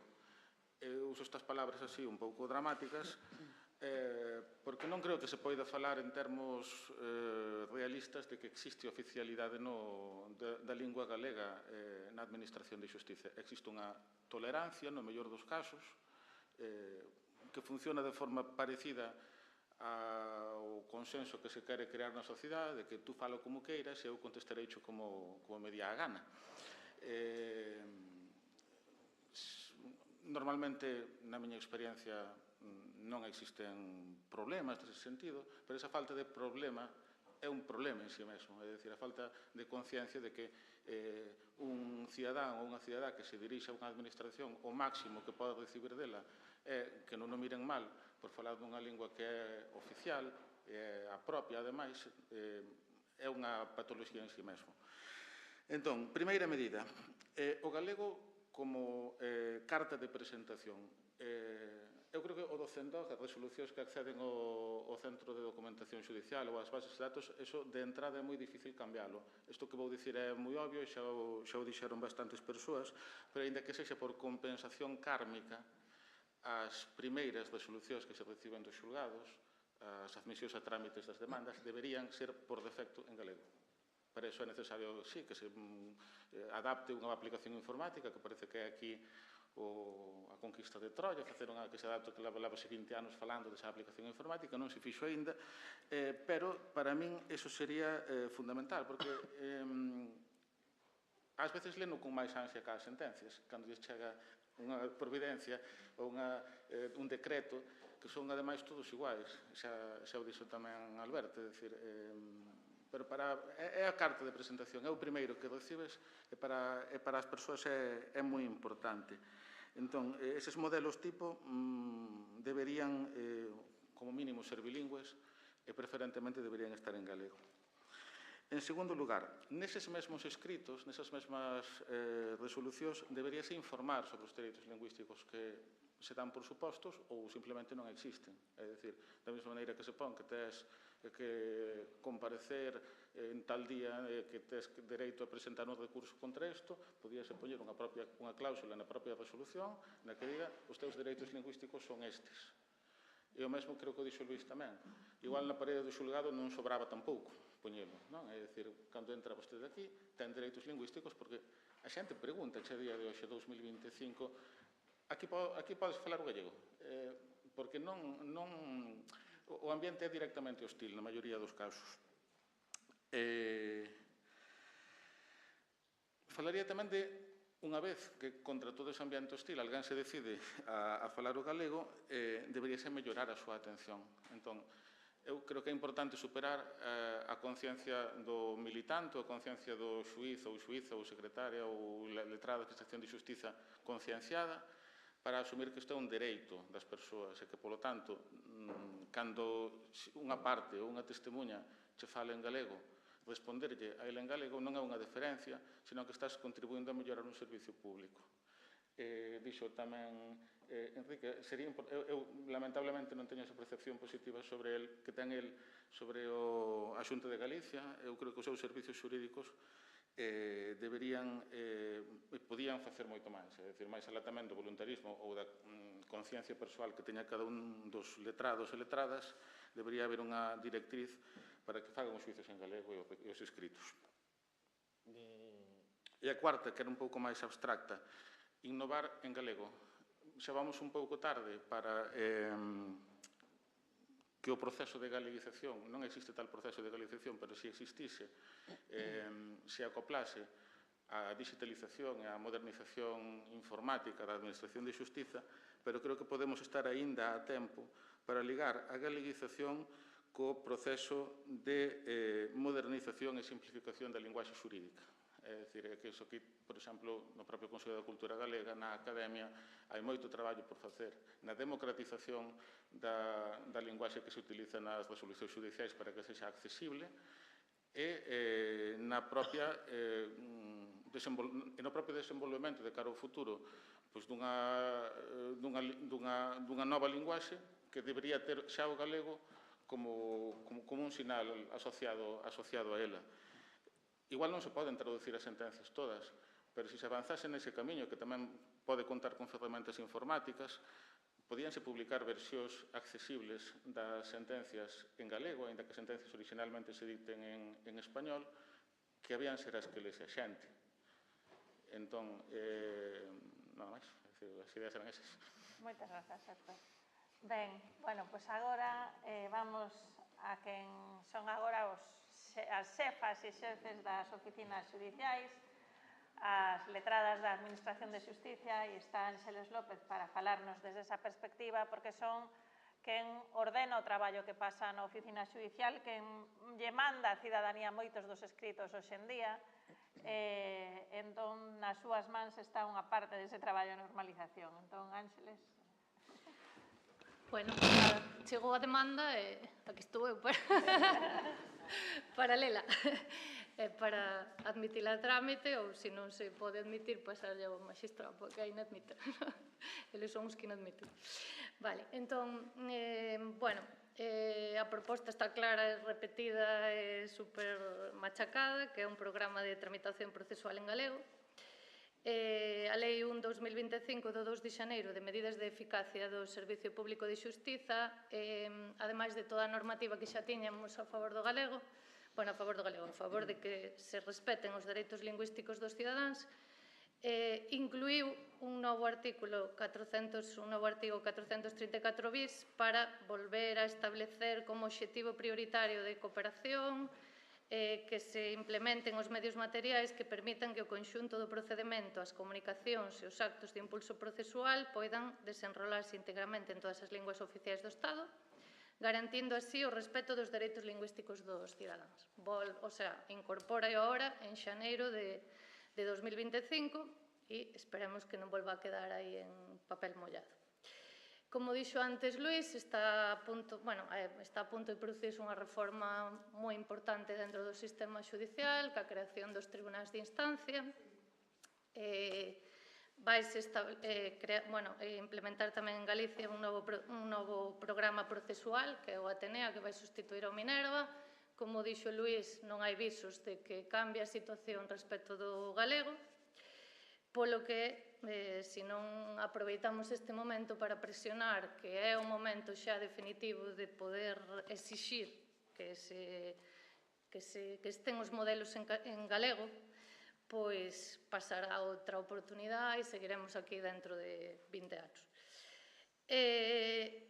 Eu considero que é verdad que, ainda que haxa un novo programa, ao mellor os datos que aparecen no CENDOG non melloran. Pode que non melloren porque nin as sentencias nin os autos que van ao CENDOG os fai o programa procesual. Eso depende das persoas que estamos ali, tanto os magistrados como os letrados da Administración de Xustiza.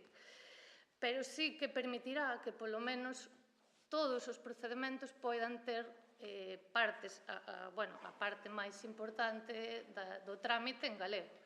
No País Vasco actualmente hai un programa que tramita en bilingüe, o sea, sale en euskera e en castelán. En Cataluña, por exemplo, o programa que permite ten unhas bandeiriñas e o que permite é que poidas activar o galego, o catalán e incluso o occitano na parte norte de Cataluña. Calquera das dúas opcións valería. Claro, partindo de que non temos nada, calquera das dúas valería. Eu creo que, ao mellor, dada a situación de discriminación positiva que temos que tratar hacia o galego, ao mellor non sería mal que inicialmente estuvera en bilingüe, porque senón, se depende de cada persoa darlle a bandeiriña, ao mellor siga habendo tendencia a usalo en castelán. Pero, bueno, polo menos que haxa a posibilidade, non? Bueno, actualmente estamos incumprindo os dereitos lingüísticos dos cidadáns desde os xulgados, somos conscientes e no meu xulgado, que somos un xulgado donde a magistrada e eu ditamos todas as resolucións motivadas en galego, tanto decretos como os motivados, non os que saen de modelo. Os que saen de modelo é inviable traducilo absolutamente todo. Aínda así, a pesar de que somos dúas persoas motivadas, que estamos na ixuga, non hai un só expediente íntegramente en galego, ningún. E é moi patético a estas alturas. Eu recoñezo que hai abogados que están indignadísimos, con toda a razón, e que se nos piden as demandas a veces que tramitemos en galego e non podemos polo volume de traballo que temos, e é unha frustración para o que o pide e para os que estamos do outro lado e vemos que é inviable, mentres non se nos poñan os medios suficientes. Entón, esa proposta, claro, obviamente vai dirixida á Xunta de Galicia, que é a que, por moito que se escuden que non pode modificar o programa, non é certo. Non é certo que non poida. O secretario xeral de Política Lingüística leva anos vendéndonos que están traducidos todos os documentos da xurisdicción social, que empezaron por aí, que se iban a incorporar, que iba a ser un proxecto piloto, nin documentos, nin naide viu eso. Eso quedou nun caixón ali. Entón, ten que haber vontade política. Se hai vontade política, faise, se non, pois nada. E a segunda proposta é que non só o programa este en galego, senón que tamén o resto das aplicacións que aportan documentación ao expediente xudicial permitan tamén a elaboración en galego. Antes dixen que no Social 3 de Lugo, tanto a magistrada Dalila do Pazo como a min, que estamos moi implicadas na promoción do uso do galego, non hai ningún só expediente íntegramente en galego, pero podo asegurar que non hai un só expediente en galego en toda Galicia, íntegramente en galego en toda Galicia. É imposible que o haxa. É imposible que o haxa porque, ademais de tramitar en galego, hai que incorporar os ingresos que chegan do Banco Santander, que é o que traballamos, e sale un documento no que podes activar o idioma galego. Eu teño activado o idioma galego e é todo castelán, menos observacións / observaciones, asignatura / firma. O resto está todo en castelán, con activado o idioma local. Do mesmo xeito, o REACS, que é o Rexistro de Apoderamentos Electrónicos, tamén, se seleccionas a pestaña en galego, aparece comparece, porque é igual nos dous idiomas, otorga ou outorga, a favor de, e o resto todo en castelán. O sea, é unha tomadura de pelo, en realidad, porque ni siquiera, cando che permiten a activación do galego, están traducidos os documentos que xera a propia aplicación.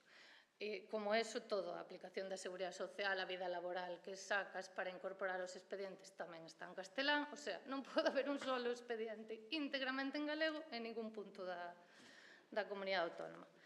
Polo que, neste caso, sí que é verdad que estas aplicacións son competencia do Ministerio.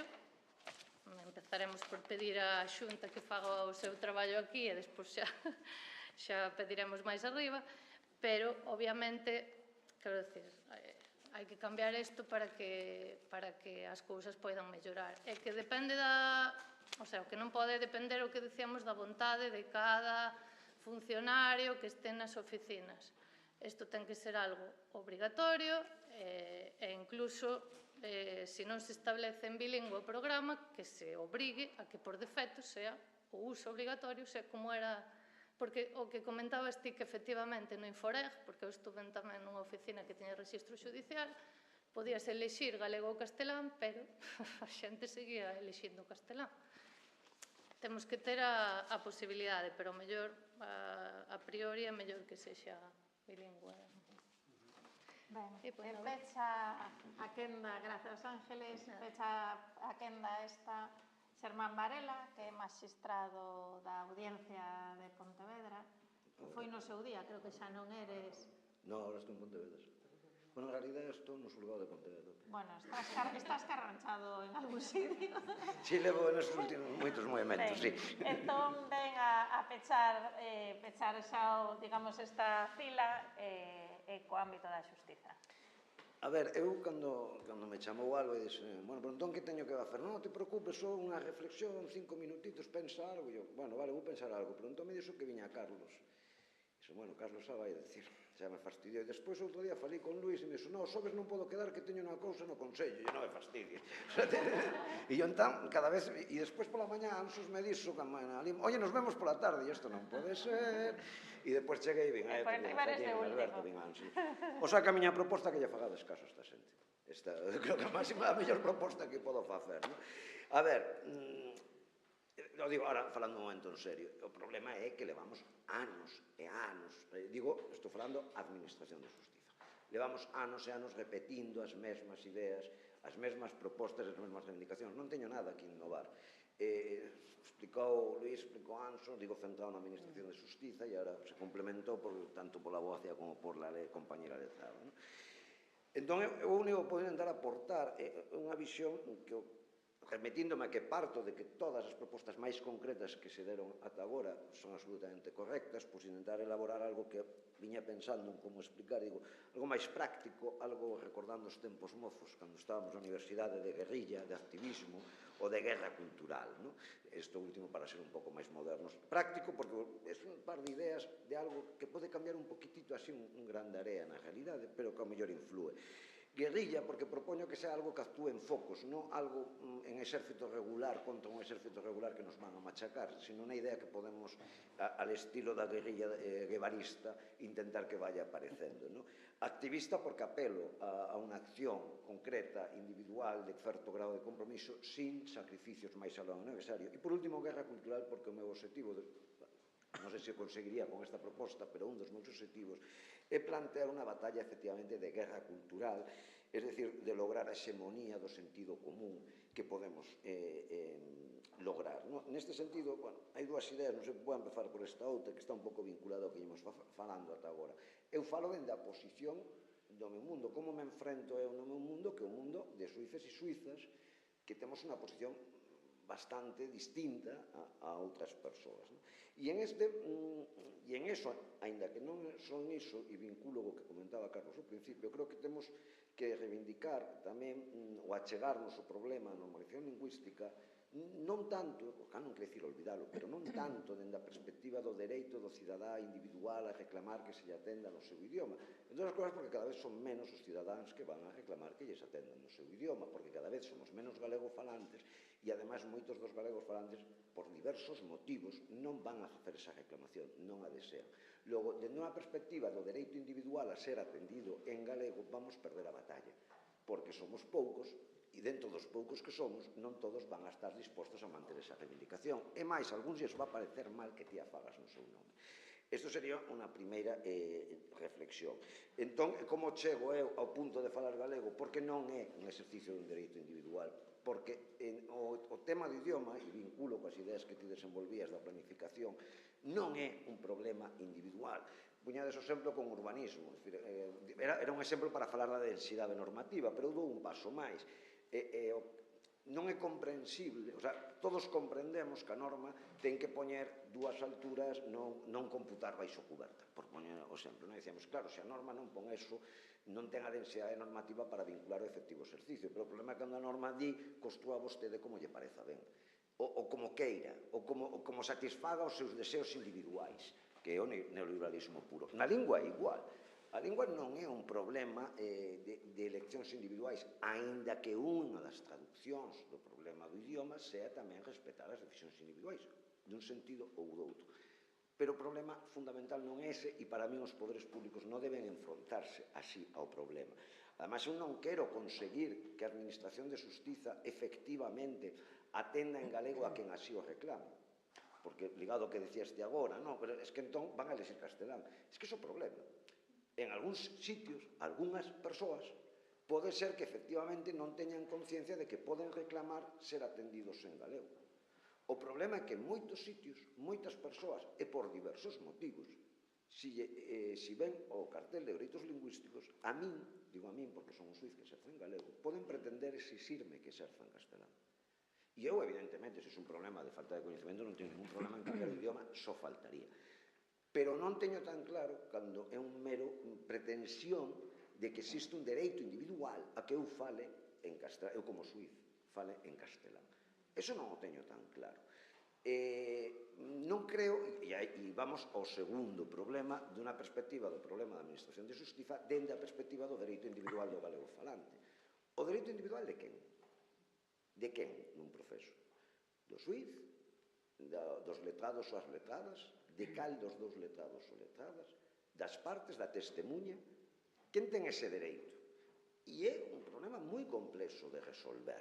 Quen podería elixir? A testemunha ten dereito a falar galego aínda que o acusado sexa madrileño e non entende e, polo tanto, o acusado non este en condicións de entender que di a testemunha contra del? O planteo nestes términos, digamos, a favor do castelán, entre comillas, digo porque a resposta natural é a favor do castelán, non quere decir que sea correcta, porque habría que meter matices, pero unha primeira resposta podría ser eso, para poñer en evidencia a óptica co que nos enfrontamos ao problema é moi importante. Vou a saltar unha parte porque senón é imposible. A miña proposta, que en realidad é para apoiar estas reflexións, non a proposta en sí, que non é tan trascendente, que creo que debemos, e aquí va a cambiar, en vez de lo típico de non é unha pregunta, unha reflexión, pois isto máis que unha reflexión é unha pregunta. Realmente non somos maioría. Decías galego, xa non somos maioría galegofalante. E eu, entón, se me ocurriu facer un esquemita, non? Temos, digo, repito, meu mundo, xustiza, e falemos dos asentes de poder que actuamos nese mundo. Hai un grupo de galegofalantes convencidos e militantes. Podo decirvos os nomes. E máis, eu creo que en alguna cena estivemos todos. Bien. Despois temos os galegofalantes, pero non practicantes.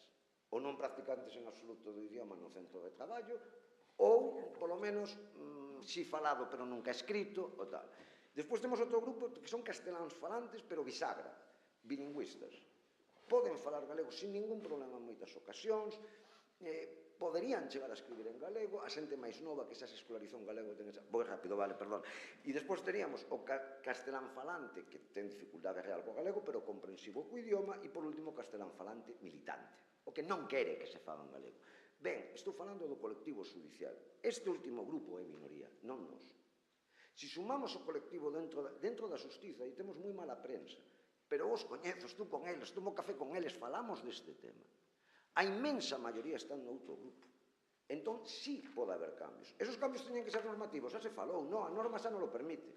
Son os sistemas informáticos? Non necesariamente. Entón, claro, porque o sistema informático non redacta o que facemos os xuíces, e en certos sentidos pode ser o máis importante de todo, porque hai máis en final da xustiza. En certos sentidos, eso tendría 1000 matices, pero para entendernos.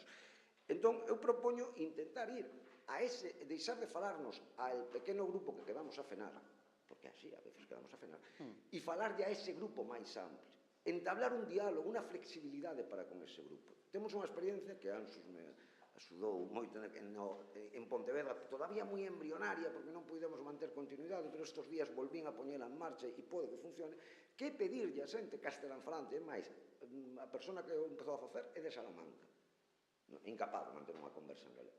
Só lle pedín que 3, 4, 5 sentencias ao mes permitira que as traducíramos e as publicáramos en galego. E diso que non tiña ningún problema. Por qué? Porque ele me explicaba, pero Sermán, eu non sei galego. E dicía, xa o sei, pero ti entendes a importancia de que se conserve o galego? Sí, o entendo. Entendes cal é a túa función social máis alá de resolver o caso concreto?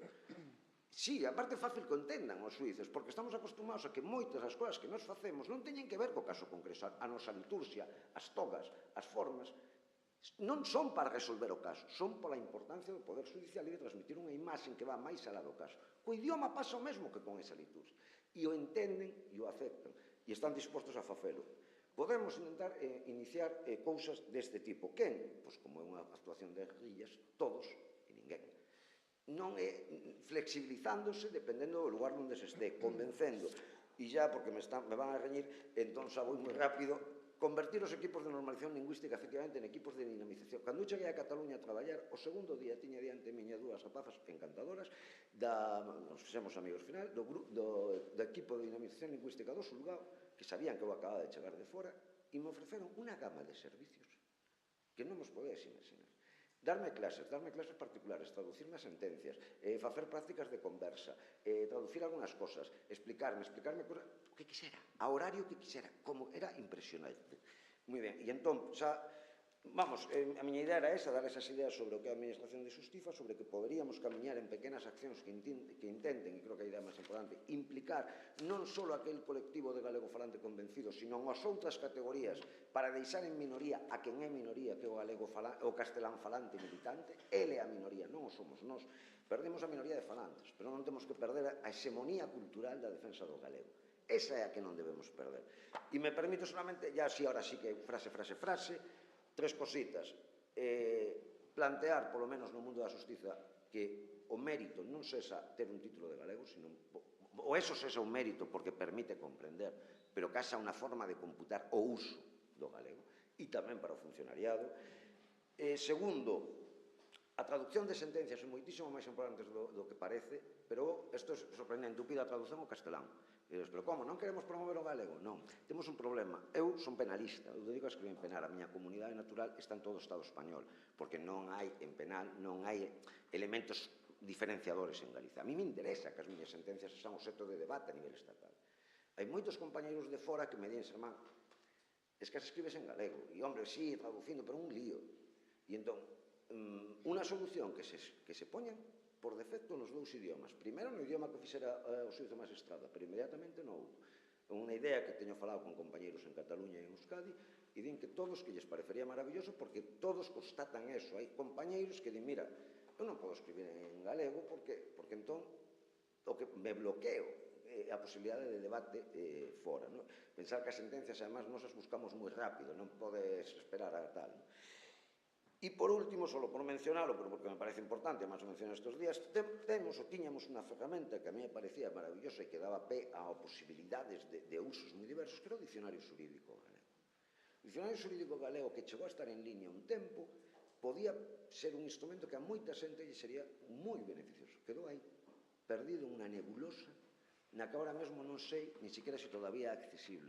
É unha obra enorme, é unha obra chea de grandes colaboracións e moi útil para o día a día de todo o mundo. Recuperada, pero bueno, son as tres ideas. Perdón polo tempo. Bueno, pois moitas grazas a todas e todos polas contribucións. Eu agora que temos a, digamos, que darlle paso ao público, antes quería facer a miña, unha proposta. Falaba antes Héctor de innovar e adiantarnos, non? E aí eu creo que unha das formas de innovar e de adiantarnos é precisamente co uso da intelixencia artificial para facilitarlle a vida aos empregados públicos e para reducir burocracia que eu creo que en moitos sectores, na sanidade, na educación, queixámonos de que pasamos a maior parte do día facendo informes e papeles. E a veces eses informes son elevar a oralidade a un documento escrito que quede nun expediente, que, digamos, documente que algo pasou. Os médicos pasan varias horas da súa xornada escribindo a historia clínica, que despois se sube a esa aplicación de saúde que supostamente é tan fácil de usar polos vellos. Ben, a sanidade privada neste momento, por exemplo, está utilizando intelixencia artificial para documentar oralidade. Se gravan esas cousas e fai un acta do que ali pasou. Fai un acta do que lle dicta o médico ou tal. Entón, o tempo que habías de estar, vamos a non sei que, o tempo que faz na universidade facendo informes que o que están é trasladando cousas que pasaron oralmente, poderíase facer, porque xa hai ferramentas para iso, e que o fixera directamente o galego. É dicir, que esa documentación quedara volcada, aforraría moita burocracia, seguramente moita xente agradecería no seu traballo, e podería ser unha forma de aumentar unha base digamos, documental que estuvera volcada directamente ao galego. As entrevistas que fan os arquitectos municipais para explicarlle a xente se ten dereito a construir, a non construir, tal, eso despois hai que documentalo. Entón, esa é unha posibilidade, digamos, utilizar esas ferramentas para facilitarlle o traballo aos empregados públicos, pero para que se volque directamente en galego. Con isto pechamos esta banda da intervención. E agora eu pensaba como pechar un pouco o conxunto, porque quedan 20 minutos e, por unha banda, volver a traer conciencia, de que, de alguma maneira, inda que sexan algunhas novas, outras vellas ideas, a parte do obxectivo é poder sistematizalas, recollelas, condensalas e poder incidir en algunhas que quizáis son especialmente relevantes hoxe. Entón, preguntaríalle tamén a esta parte do público, das asistentes, hai algunha proposta, algunha idea que quizáis traíades o que apareceu escoitando as diferentes relatorías que vos gustaría recoller? Entón, novas ideas? Hai unha, polo menos? Sí? Dúas? Entón, sería o momento de poder tamén engadilas a este saco de ideas e, sí, simplemente por recollelas e por que consten en acta. Cales serían esas propostas? Tedes que pasar o micro, sí. Eu agora vou empezar a moverme, un pouco raro, pero... E pídovos a mesma enerxía telegráfica e concreta.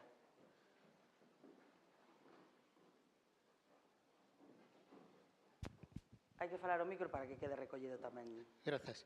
Do que se falou aquí dos servicios de normalización, uns datos que precisamente que tiña o Consello da Cultura Galega, unha base de datos hai uns anos, supoño que non variaría moito, que en toda a provincia de Lugo só había 2 concellos con servicio de normalización.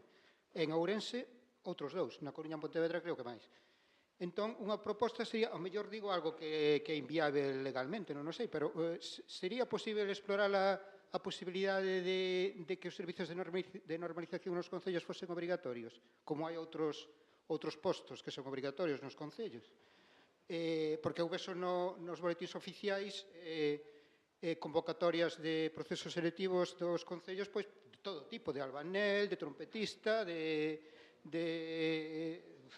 todo, vamos. E de servicios de normalización aparece algún moi de cando en vez moi raramente. Entón, non sei se habería a posibilidade de obrigar a que os concellos tivesen servicios de normalización, ante que fose compartindo os concellos pequenos entre varios. Ímolo recoller, pero isto parece que é unha proposta. Obrigar a quen competa a establecer este posto. E despois, aquí non se tratou, penso, o tema da calidade da lingua. Douse, por suposto, na intervención, por exemplo, da vicerreitora ou do señor Monteagudo, de que o funcionario estaba capacitado e que era competente no dominio da lingua galega. Eu discrepo completamente. A lingua do funcionariado dos empregados públicos nunha gran de maioría é un castrapo. Castrapo no sentido moderno da palabra, de un galego cheo de castelanismos. Entón, tamén habería que buscar, penso, medidas para intentar mellorar a calidade da lingua do funcionariado. Podería, por exemplo, explorar tamén medidas de facer un control nas administracións públicas da calidade lingüística dos empregados e no aspecto positivo, pois, darlle un incremento ao mellor nas retribucións, a quen demostre unha calidade aceptável, etc. E despois do que se dixo da oferta positiva, de que os empregados públicos e as empregadas públicas falen por defecto en galego a cidadanía, iso creo que é importantísimo, unha medida moi potente, pero claro, hai que aprobala, que poñela na norma e despois que se aplique. Porque, por exemplo, na Universidade de Santiago, dende hai 30 anos, polo menos, dende a norma lingüística que había nos anos 90, dicía que os empregados públicos deberían dirixirse por defecto a cidadanía en galego, a non ser que a persoa interlocutora lles pedise que farase en castelán. Ata entón terían que falar en galego, pero iso non se cumple en absoluto. Para empezar, a maioría do persoal descoñece que existe esa norma. Unha vez que lle dis que existe, di que non, que eles son educados, entón falan na lingua que ten o interlocutor, e os que poden, as autoridades da universidade nunca se preocuparon o máis mínimo de que se cumplise esa norma que, como digo, é moi potente. O sea, que as medidas, aparte de implementalas, hai que despois controlar un pouco que se apliquen. Moitas gracias. Grazas. Creo que sí, hai unha parte que xa incorporas a segunda cuestión que iba a traer, como novas ideas ou cousas que non se dixeron na mesa e a vez facer énfase naquelas que, non sei, queremos matizar ou hai algo que queremos reforzar. Grazas pola colaboración neste paso de micros.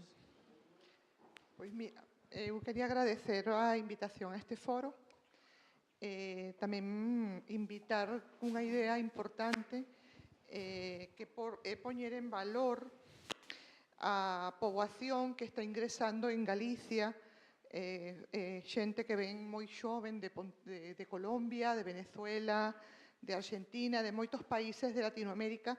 Esa poboación, primeiro, ten relación cos galegos emigrados. De feito, eu son unha retornada da emigración galega.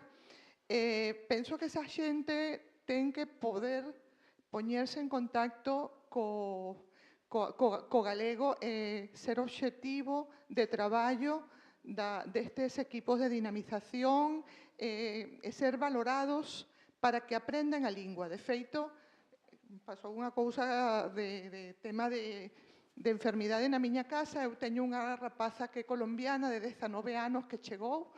Eu estou dando clase un pouco de galego para que ela se sinta que está neste territorio, que aquí hai unha fala, de feito, está a Televisión de Galicia na casa, eu lle vou dando algúns formas de entender a lingua galega que cando chegou non entendía nada e agora xa ten unha aproximación ao uso da lingua. Entón, a min pareceme que a poboación que está entrando en Galicia hoxe en día, que é moita, en Pontevedra temos unha asociación que se chama Sovedra, que é de venezolanos.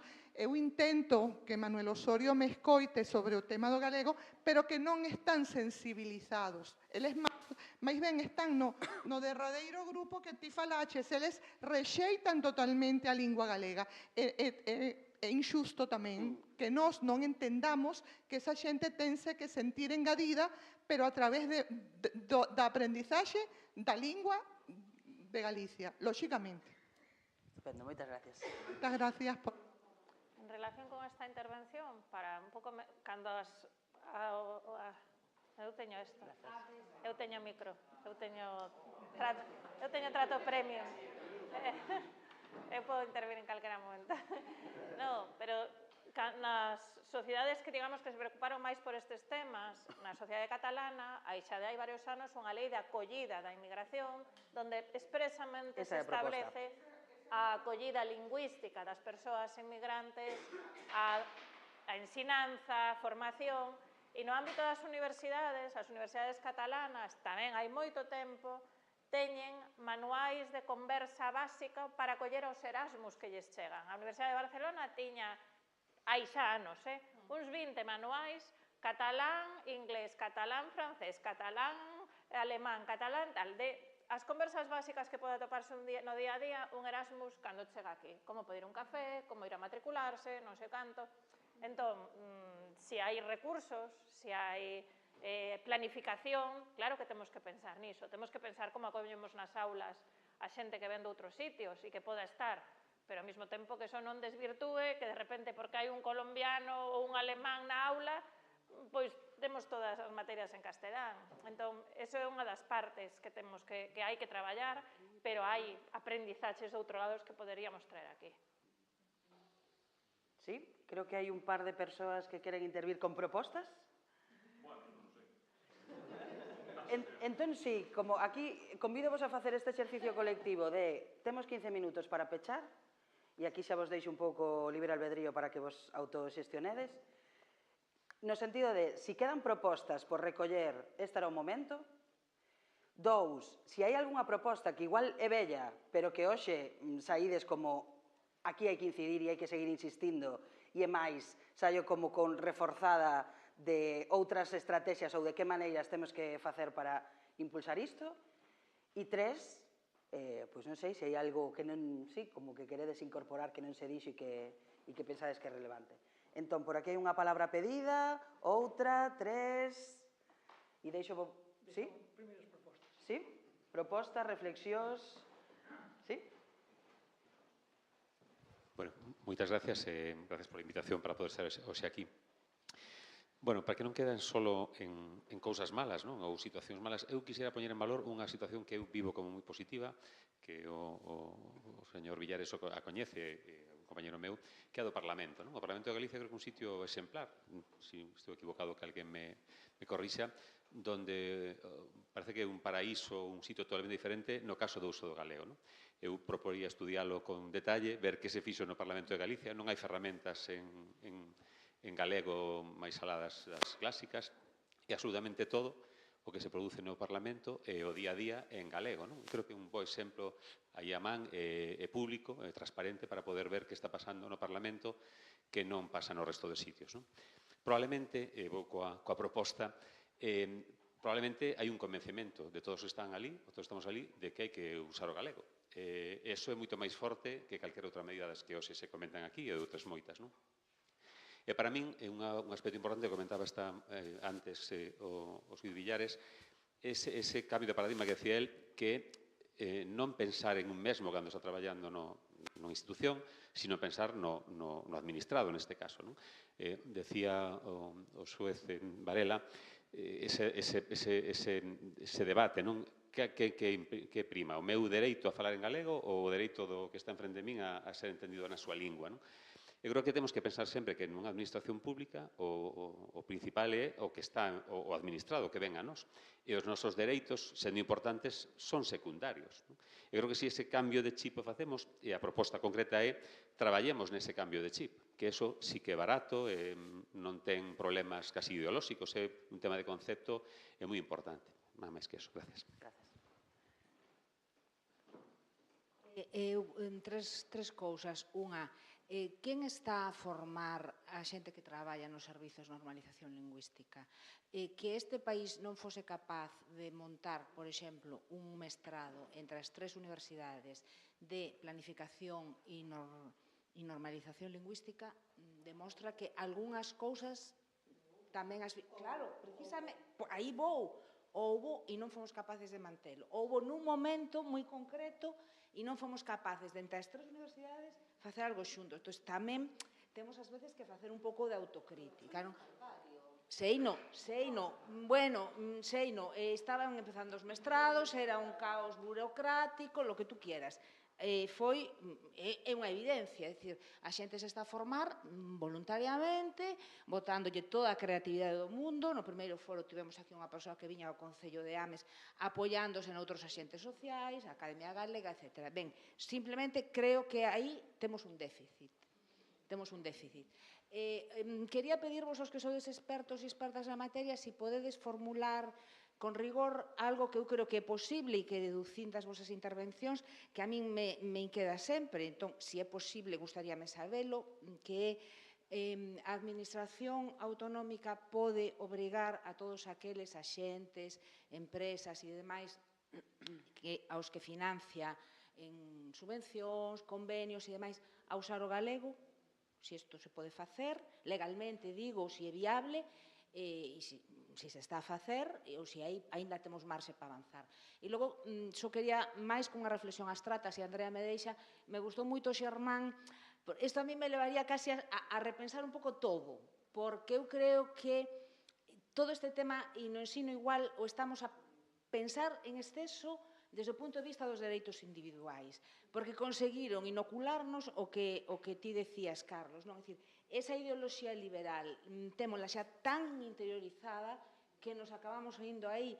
É un terreo onde creo que non temos as de gañar, creo que temos as de perder. Entón, me parece importante periódicamente intentar pensalo desde outro escenario, como que ti propuñas, porque aí creo que xogamos mal. Xogamos en territorio inimigo e temos as de perder, efectivamente. E creo que os expresaches moi ben. Agradezocho moito porque é un pouco como volver a pensar todo desde o principio, que sempre está ben.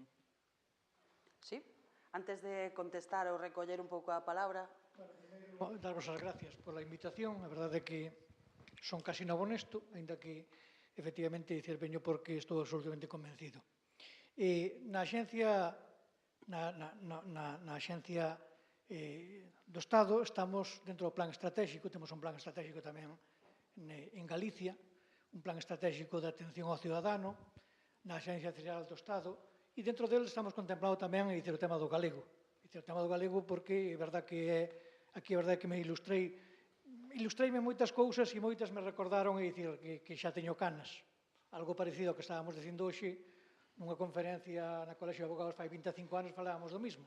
Falábamos exactamente co mismo director xeral da Xunta e estábamos ali un pouco plantexando o mesmo que fan falta programas na Administración de Xustiza que sean capaces de traducir ou siquiera optar, creo que o que di Ángeles é suficientemente acertado, hai que poñer os dous porque senón probablemente a día de hoxe haxa unha gran maioría que desa parte que non son galegos militantes, falantes militantes desa primeira parte que falaba Varela, pois é dicir, esa outra parte probablemente lle ten a bandeira, simplemente porque, bueno, é máis fácil, verdad?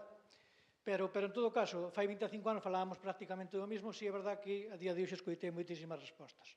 Unha delas, eu quería deixar claro que efectivamente estamos intentando, tamén dentro da Administración Xeral do Estado, da AGE, dentro do plan estratégico que temos en Galicia, e que non foi copiado de Galicia, tamén outras comunidades autónomas estánse poñendo serias para que se poña, e, polo tanto, tratando de que se atenda aos administrados, a veces non é fácil, a veces, o mesmo problema que ten a Administración Xeral do Estado, tena todas as administracións, é dicir, hai moitos funcionarios que non son daqui, pero en todo caso estáse tratando de que efectivamente se atendan en galego. Creo que efectivamente o dereito a que sean atendidos en galego é un dereito subxetivo e universal. Se nos ponemos o plantexamento que pon el, que efectivamente é interesante, pero tamén pode ser extremadamente terrible, polo tanto, é dicir, e en segundo lugar, no tema de inteligencia artificial, que se está apostando decididamente pola digitalización, estamos en España tamén tratando de que os propóns entendan tamén esas cuestións tamén nas linguas das comunidades autónomas, nas linguas oficiales. Por lo tanto, creo que efectivamente fai falta andar moito, pero tamén andamos. E, sobre todo, e remato, o que fan falta son referentes. Creo que iso fai 25 anos que fan falta sentencias no ámbito da xusticia traducidas, xa probablemente é moi bo que persoas como as que hai aquí ou outras moitas, se acaso un puñado na máis, é dicir, se esforcen día a día en escribir en galego, en facecelas en galego, pero tamén podría ser bo telas en galego para os que traballamos habitualmente nesto. Eu son abogado, puntualmente estou onde estou, pero son abogado e, efectivamente, ao final és capaz de falar no que lees. Artigos doutrinais, sentencias, etc. Por lo tanto, e a partir de aí, referentes, é dicir, xente que este disposta a seguir, entre comillas, dándose a pel como a dades todos vós. Por lo tanto, moitas gracias por invitarme e, en segundo lugar, eu creo que pouca xente, ou moita xente, perdón, facendo pequenas cousas, igual somos capaces de cambiar. Moitas grazas. Quedan 5 minutos para as 7:30 da tarde. Contestar a Loli. Claro. A pregunta que lanzaba Loli. Hai unha pregunta rondando. Sí, pídovos de novo. Deixo en vos a confianza de como pechamos este foro. Se hai algo que precisa ser dito, que se diga, e se non, pois... haberá outros espazos. É unha pregunta extremamente interesante, deberíamos ter un pouco máis de tempo para explicarla mellor, pero aquí en Galicia, curiosamente, gozamos dunha situación legalmente mellor a que teñen os cataláns e os vascos neste momento, porque hai unha lei, que é unha lei destas bastante descoñecidas tamén, da nosa comunidade, que é a lei 1/2015 de garantía dos servizos públicos e da boa administración, que recolle nun artigo, non sei se o 34 ou o 36, recolle nun artigo que o galego é a lingua preferente nos servizos públicos galegos, tanto se é a propia administración o que os presta, como se hai algún contratista ou algún concesionario. E esa preferencia, aínda que poda parecer sinxela, é unha preferencia que agora mesmo o Tribunal Constitucional non tolera, desde a sentencia do Tribunal Constitucional sobre o Estatuto de Autonomía catalán, a sentencia 31/2010, que precisamente anulou a expresión de preferencia referida á lingua catalana. En esa xurisprudencia seguimos todavía hoxe instalados, e unha sentencia do ano 2023, a sentencia 85/2023, pois tamén foi nese sentido e anulou un artigo tamén dunha lei de normalización lingüística de Euskadi, das administracións locais de Euskadi. En todo caso, nós temos aí unha expresión legal que permite ter unha habilitación legal para que os regulamentos da administración autonómica ou as políticas da normalización de cada órgano de contratación e tamén no ámbito da administración local, as entidades locais coas súas propias ordenanzas de normalización lingüística podan entrar por aí, por esa vía da preferencia, a articular esa idea do galego como lingua por defecto, de lingua de presentación, e de momento eu espero que non se impugne no contencioso. Porque aquí tamén hai unha cousa que hai que valorar, que, por exemplo, no ámbito da Administración Xeral do Estado, unha dos eixos políticos que se pode desenvolver na última legislatura é o tema do plurilingüismo da propia Administración Xeral do Estado, que foi unha das facetas máis esquecidas. E aí podes facer moitas cousas, porque a legislación básica é moi fragmentaria. Hai algunha cousa na lei de bases de réxime local, outra cousa na lei de contratación, pero necesitarías ter unha lei estatal de linguas, que de feito hai xa por aí algúns textos. Esquerra Republicana presentou tamén unha proposición de lei, pero o problema que ten isto é que se poso foco agora mesmo nunha lei do Estado, tal como está o panorama do debate político, eso sabes que acaba aos 3 meses está no Constitucional. En este momento non é boa estrategia poñer esas cosas no Tribunal Constitucional, porque temos un Tribunal Constitucional que de momento sigue mantendo unha interpretación bastante liberal no sentido que expresábamos antes. Entón, por iso, na miña perspectiva, o que mellor podemos facer é ir a un nivel máis administrativo, non tanto normativo, explorar esas vías administrativas, e, por exemplo, no ámbito da Administración Xeral do Estado, ten unha ferramenta potentísima que son as propias ferramentas informáticas que fai o Estado para todas as comunidades autónomas e todas as entidades locais. Eses programas informáticos é simplemente cuestión de diseñalos de orixe bilingües ou plurilingües. E non é tan difícil, porque así te evitas que despois, unha vez que o programa está feito, e xa hai software propietario e tal, que despois te lo mandan a la comunidade autónoma, e xa tes que gastar uns cartos que non tes. Sobre todo porque non nos queres ter. Porque hai que problema que, como para o Partido Popular o galego non é un problema e non debe ser un problema, pois tampouco gastan cartos nel. Entón, seguimos cos mesmos cartos que hai 16 anos. E con 11 millóns de euros é que non vas a ningún lado. Con respecto ao que comenta Carlos, generalizouse as plataformas informáticas comuns para todo o Estado por control orzamentario no tema de subvencións e no tema de contratación, que son os principais ámbitos cos que traballa a Administración, contratando, subvencionando e xustificando contas. E esas son plataformas informáticas estatais, donde, como decía antes Anxos, na base estatal de subvencións, non sei exactamente como é o título, BNDES, nunca me sale o nome, hasta ten unha cousa de preguntas frecuentes donde dice ¿por qué hai que hacerlo en castellano? Porque es la lengua común de todos los españoles, tal, no sé cuánto, y porque no tiene sentido lo otro. Unha cousa bastante agresiva, hasta ese punto. Entón, que sucede en un concello pequeno? Poñamos Cambre, que ten que publicar unha subvención, que obligatoriamente ten que mandar a base.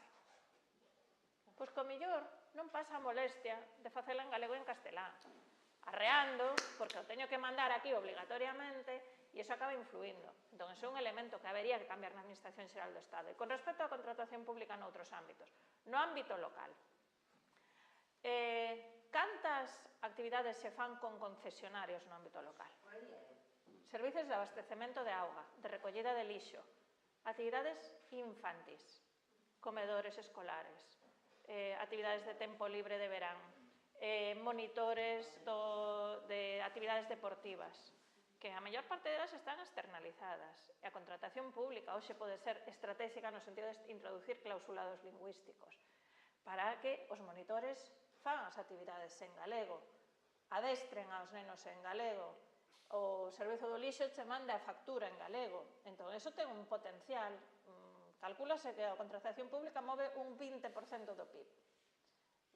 Non é toda de prestación de servizos públicos, hai obras, hai tal e cual, pero bueno, que é un potencial de modulación do que pasa na sociedade moi importante, moi importante. E donde hai unha marxe de acción moi grande e donde, por exemplo, incluso hai moita inacción tamén municipal, neste caso, tamén. Quedou resolta a dúbida. Luís. Dous matices. Colle, achégate eso. Con relación ao tema da contratación, teño que vender aquí o libro, que hai unha sentenza editada polo Tribunal Superior de Justiza de Galicia que xa é firme a día de hoxe porque foi recorrida en casación e foi inadmitida, por lo tanto xa é firme, onde se avaliaba a legalidade da ordenanza de uso do galego da Coruña, do Concello da Coruña, e aí, nesa sentenza, como se admitiu a impugnación de todos os artigos, entramos a coñecer de todas as materias que regulaba a ordenanza, incluída, por suposto, a contratación. E entón fixemos, unha interpretación que nos parecía acorde cos tempos, e, aí está e é firme. Por lo tanto, tamén é un instrumento de referencia importante, porque, aparte, fai referencia a outras normas que hai no Estado, pero referíndose a Galicia, referíndose concretamente ao espacio municipal, e, por lo tanto, a día de hoxe, é unha resolución, eu creo que pode valer moito de pauta interpretativa para outras iniciativas que se podan ter. E despois a segunda cuestión, do que tú reflexionaches a respecto que dixo Xermán, o primeiro, estou completamente de acordo, dixo que a formulación do problema como presentou Xermán e que a túa reflexión respecto desa... Estou falando do tema de cal é o papel da administración pública e o tema de si debemos ou non debemos deixarnos seducir polos cantos de sereado dese suposto liberalismo lingüístico ou do individualismo lingüístico a hora de exercer a opción lingüística.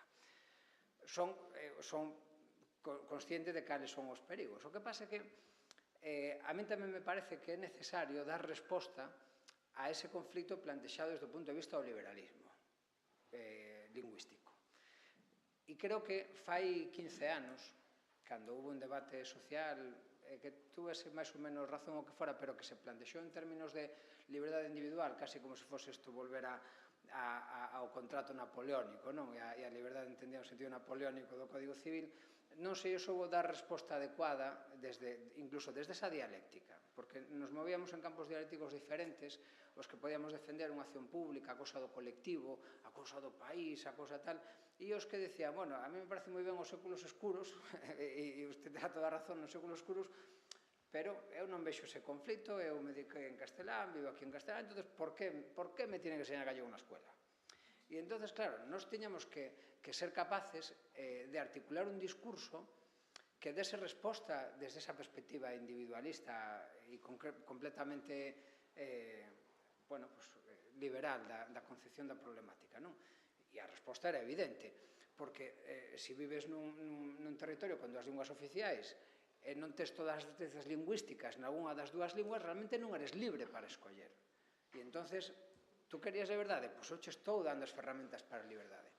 Aquí, sin negar a importancia, que eu creo que aparte poñedes o foco no punto central sobre a cuestión, como presentou Xermán, pero tamén pasa outra cosa. Hoxe, materialmente, incluso desde o punto de vista individual, quen quere exercer a cooficialidade lingüística da Administración de Xustiza non pode facelo. E entonces, como mínimo, e desde o posibilismo e sin ir a reformas de enfoque normativo, como mínimo, necesitamos todo isto para que esa liberdade no sentido clásico do liberalismo, digamos, contractual, non hai forma de cumplila. O que non significa que todo o gran debate que plantexades vos é o gran reto. E ese reto ten unha porta aberta con legitimidade constitucional e estatutaria, que é a normalización lingüística, que é a de remover os obstáculos para que todo isto poda ser real e non unha simple declaración. E o papel proactivo da Administración, por esa oferta positiva da que falaba Carlos, ocupa un papel esencial tamén, non? Estou vendo algunhas caras que queren intervir e a min parece un gran momento para pechalo, porque é un debate que se abre. Por suposto. Teño correxídeme se me equivoco, pero eu aproveito e xa con isto creo que pecharíamos, inda que haxa que retomar unha palabra, como traendo un pouco esta conciencia, non? Todo o que foi dito aquí vai a ser recollido e sistematizado e formará parte dun informe, tamén os debates e as cuestións que queden aberto. Traíamos na anterior mesa que, parte do sentido deste foro é un pouco isto, ter unha oportunidade de volver a falar, a retomar temas e a sair incluso activadas en modo guerrilla, como traías, e ver como isto se pode traducir en novas ideas. Entón tamén dende aí este convite a que cada quen saia tamén con esta inspiración. E dito cal, como pechamos con unha frase? Sí, pregunto ya a él, este debate. Un segundo solo. 10 segundos, que non é unha visión liberal. A visión liberal sería decir o Estado non me pode obrigar a min a falar un idioma ou negarme a posibilidade de falalo. O que están defendendo va moito máis alá. Dice, o colectivo non pode facer unha política para satisfacer un determinado fin cultural que é o galego. É neoliberal, por eso me apoyaba en ti. A lectura que les fan é neoliberal. E eu creo que esa é que temos que contrapoñer. Unha vez que conseguíramos romper esa barreira, entón aceptamos a posibilidade de que como colectivo defendamos mens colectivos que van máis alá dos dereitos individuais. Es que é unha forma de concebir a realidade. O neoliberalismo non é unha política, é unha forma de entender a vida. Entón, acabamos con eso e despois aceptamos, por suposto, que unha vez que planteemos as políticas, os liberais acertaron ao decir, oiga, teña cuidado, non se pase vostede, ten que haber límites e os individuos teñen que tal. Ahora, o que eu digo é que quen exerce poder non pode exercer dereitos individuais. Ese é o problema. Cando eu estou exercendo como xuiz, non podo poñer o que me dé a gana na sentencia, porque non estou exercendo dereitos individuais. Entón, o equilibrio non pode ser o que eu quero. Evidentemente, isto terá que ter despois 1000 matices de aplicación, non somente de perspectiva valorativa, sino de eficacia. E ya, me callo para que non... E agora, Dolores. Simplemente pechar moi brevemente, non vamos facer clausura oficial, nada polo estilo, porque María, que está aquí a presidenta, porque, en fin, xa estamos en familia case, non? Só agradecervos moito aos expertos e as expertas, de verdade, o esforzo por poñer enriba da mesa unha problemática que de toda a cidadanía en termos que resulten comprensibles e mesmo abordables para as persoas profanas, non? Porque creo que conseguistes romper ese muro que ás veces nos impide reflexionar convosco ou lanzar ideas ou demais. Entón, é agora, en momento publicitario, para rematar, a seguinte sesión do foro é o 23 de abril, o tema é Sanidade, Ciencia e Servizos Sociais. Sei que ás veces os temas parecen un pouco, en fin, mesturas un pouco tal. Inspirámonos na Carta Europea das Linguas para facer unhas áreas temáticas máis ou menos coherentes e entón o 23 de abril estaremos aquí pensando sobre estas cuestións. Temos xa a lista de persoas convidadas prácticamente pechada, é estupenda, unha lista magnífica, moderará a xornalista Yolanda Casal, especialista en información científica tamén, e que xa está aberta a posibilidade de registrarse, de apuntarse na nosa web. E gracias tamén ás persoas que nos siguen por streaming e a toda a xente que está mandando ideas por correo electrónico que saiban que as recibimos, que as abrimos, que estamos tomando notas e que aparecerán fusionadas e integradas no documento final, que non lanza unha botella ao mar, que aquí chegan as súas ideas. Moitas grazas.